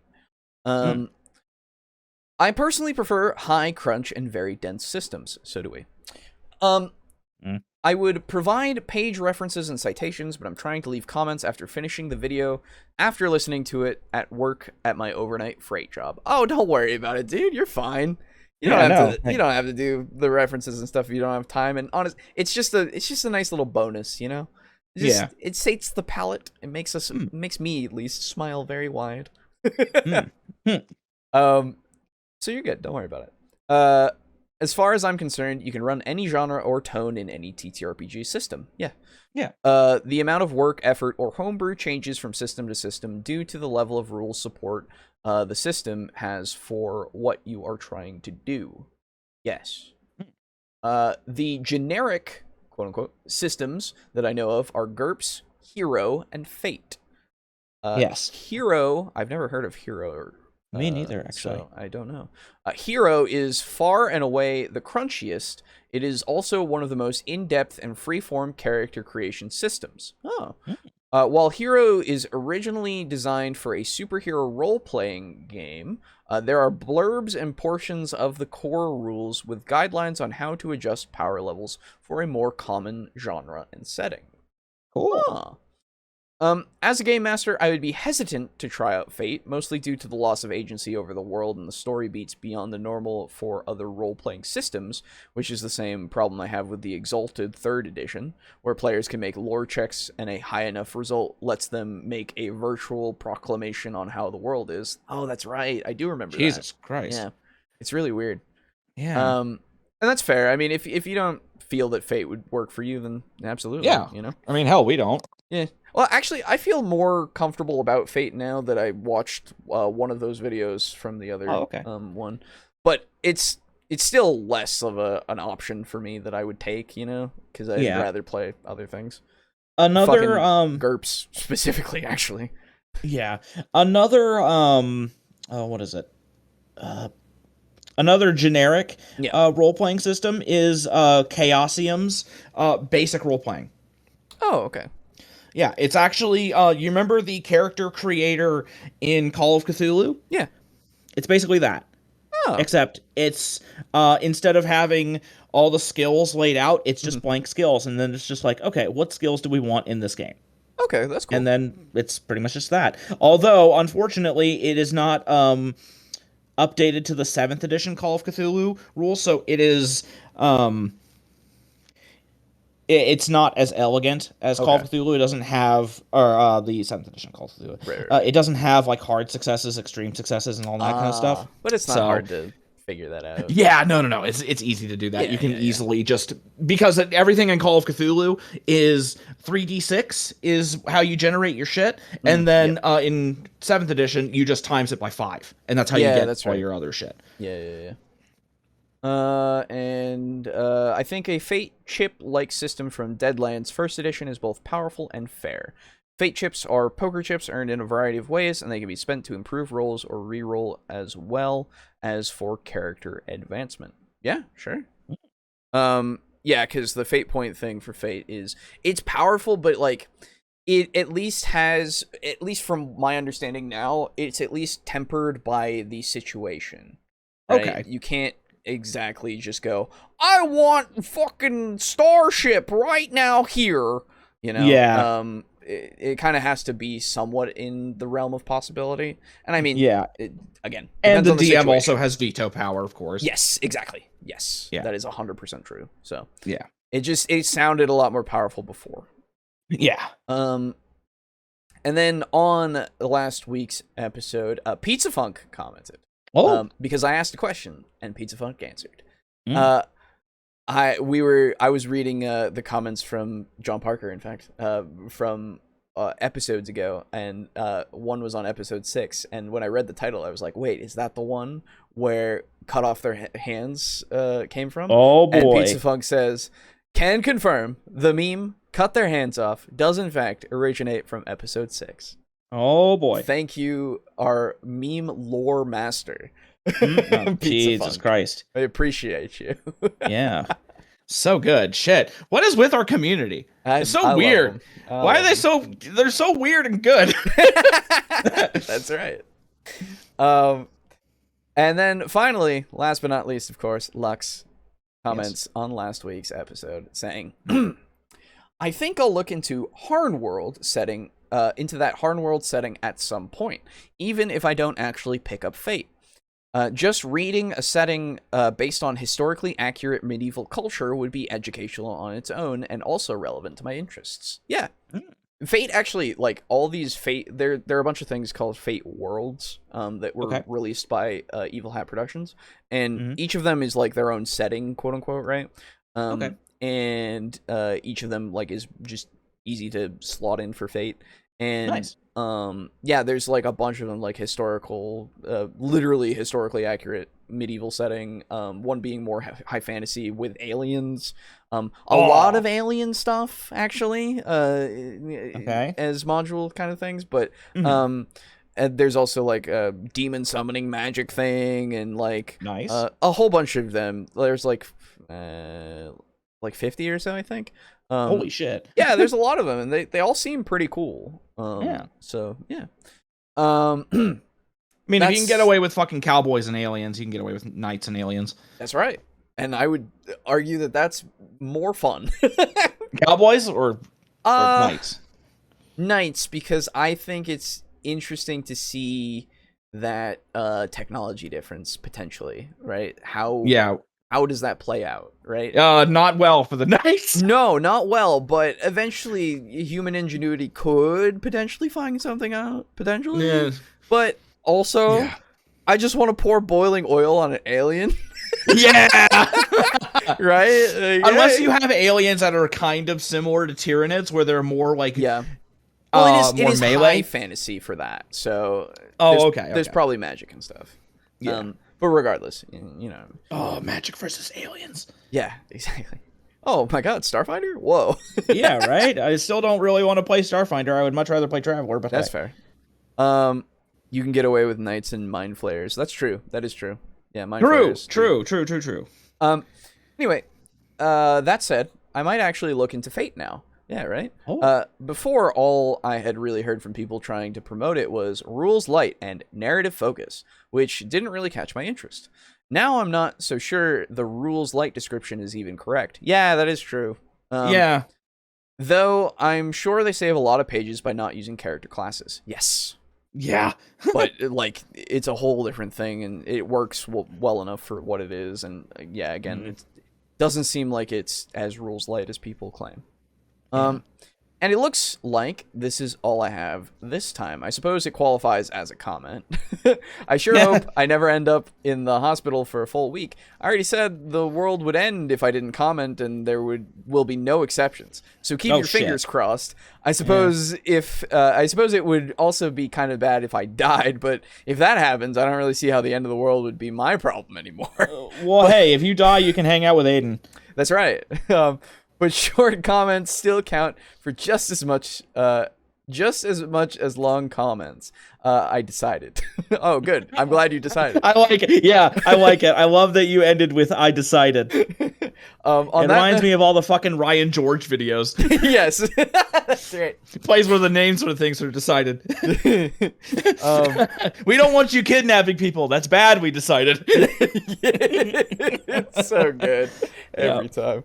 On that note, if I've read the news correctly, we're apparently going to probably get hit by a solar flare that's supposed to screw up our electronic stuff today, so I guess I'd better stop padding this comment out and get it posted before that gets here. Oh yeah, there was supposed to be a solar flare at some point.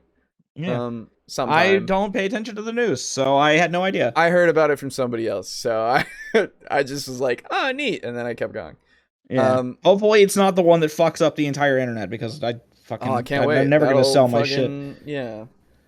How the hell am I supposed to sell my Cthulhu shit if the internet's dead and gone? What do you mean? Forever? I have to print that? God. I have a printer, but I don't have that much paper or hardback. All right. Well, that's all the comments. Yeah. Well, thank you, everybody. Yes. Thank you for stopping by. Yeah. Taking time out of your busy. No. Who am I kidding? You guys aren't busy. What do you mean? And if you're new, of course, do the new things where you where you join the cult it, and you join our cult, right? That's right. Yeah. Subscribe and all that. Yep. Thank you again to our patrons. That is, of course, Draco Kraken, Mog Zero, Rick, aka Unit Rico, Slazer, Steely, Drake Cross, Arcane Tyrant Lux, Chris, Frozen Spaghetti, and Kill Chrono. Lux, you're only level 1. You're not an Arcane Tyrant. I'm sorry. That's right. Tier 2. Come on. Oh yeah, that's right. Okay. A little bit more credit. Anyway, so thank you again to everybody, and we'll see you next week. Yeah, or maybe Thursday. Who knows? Or maybe Thursday even. Who knows? Yeah. Probably not. We haven't been able to keep a very good consistency with playing, but oh well, we'll see. Anyway, goodbye. Goodbye. Get the fuck out of here.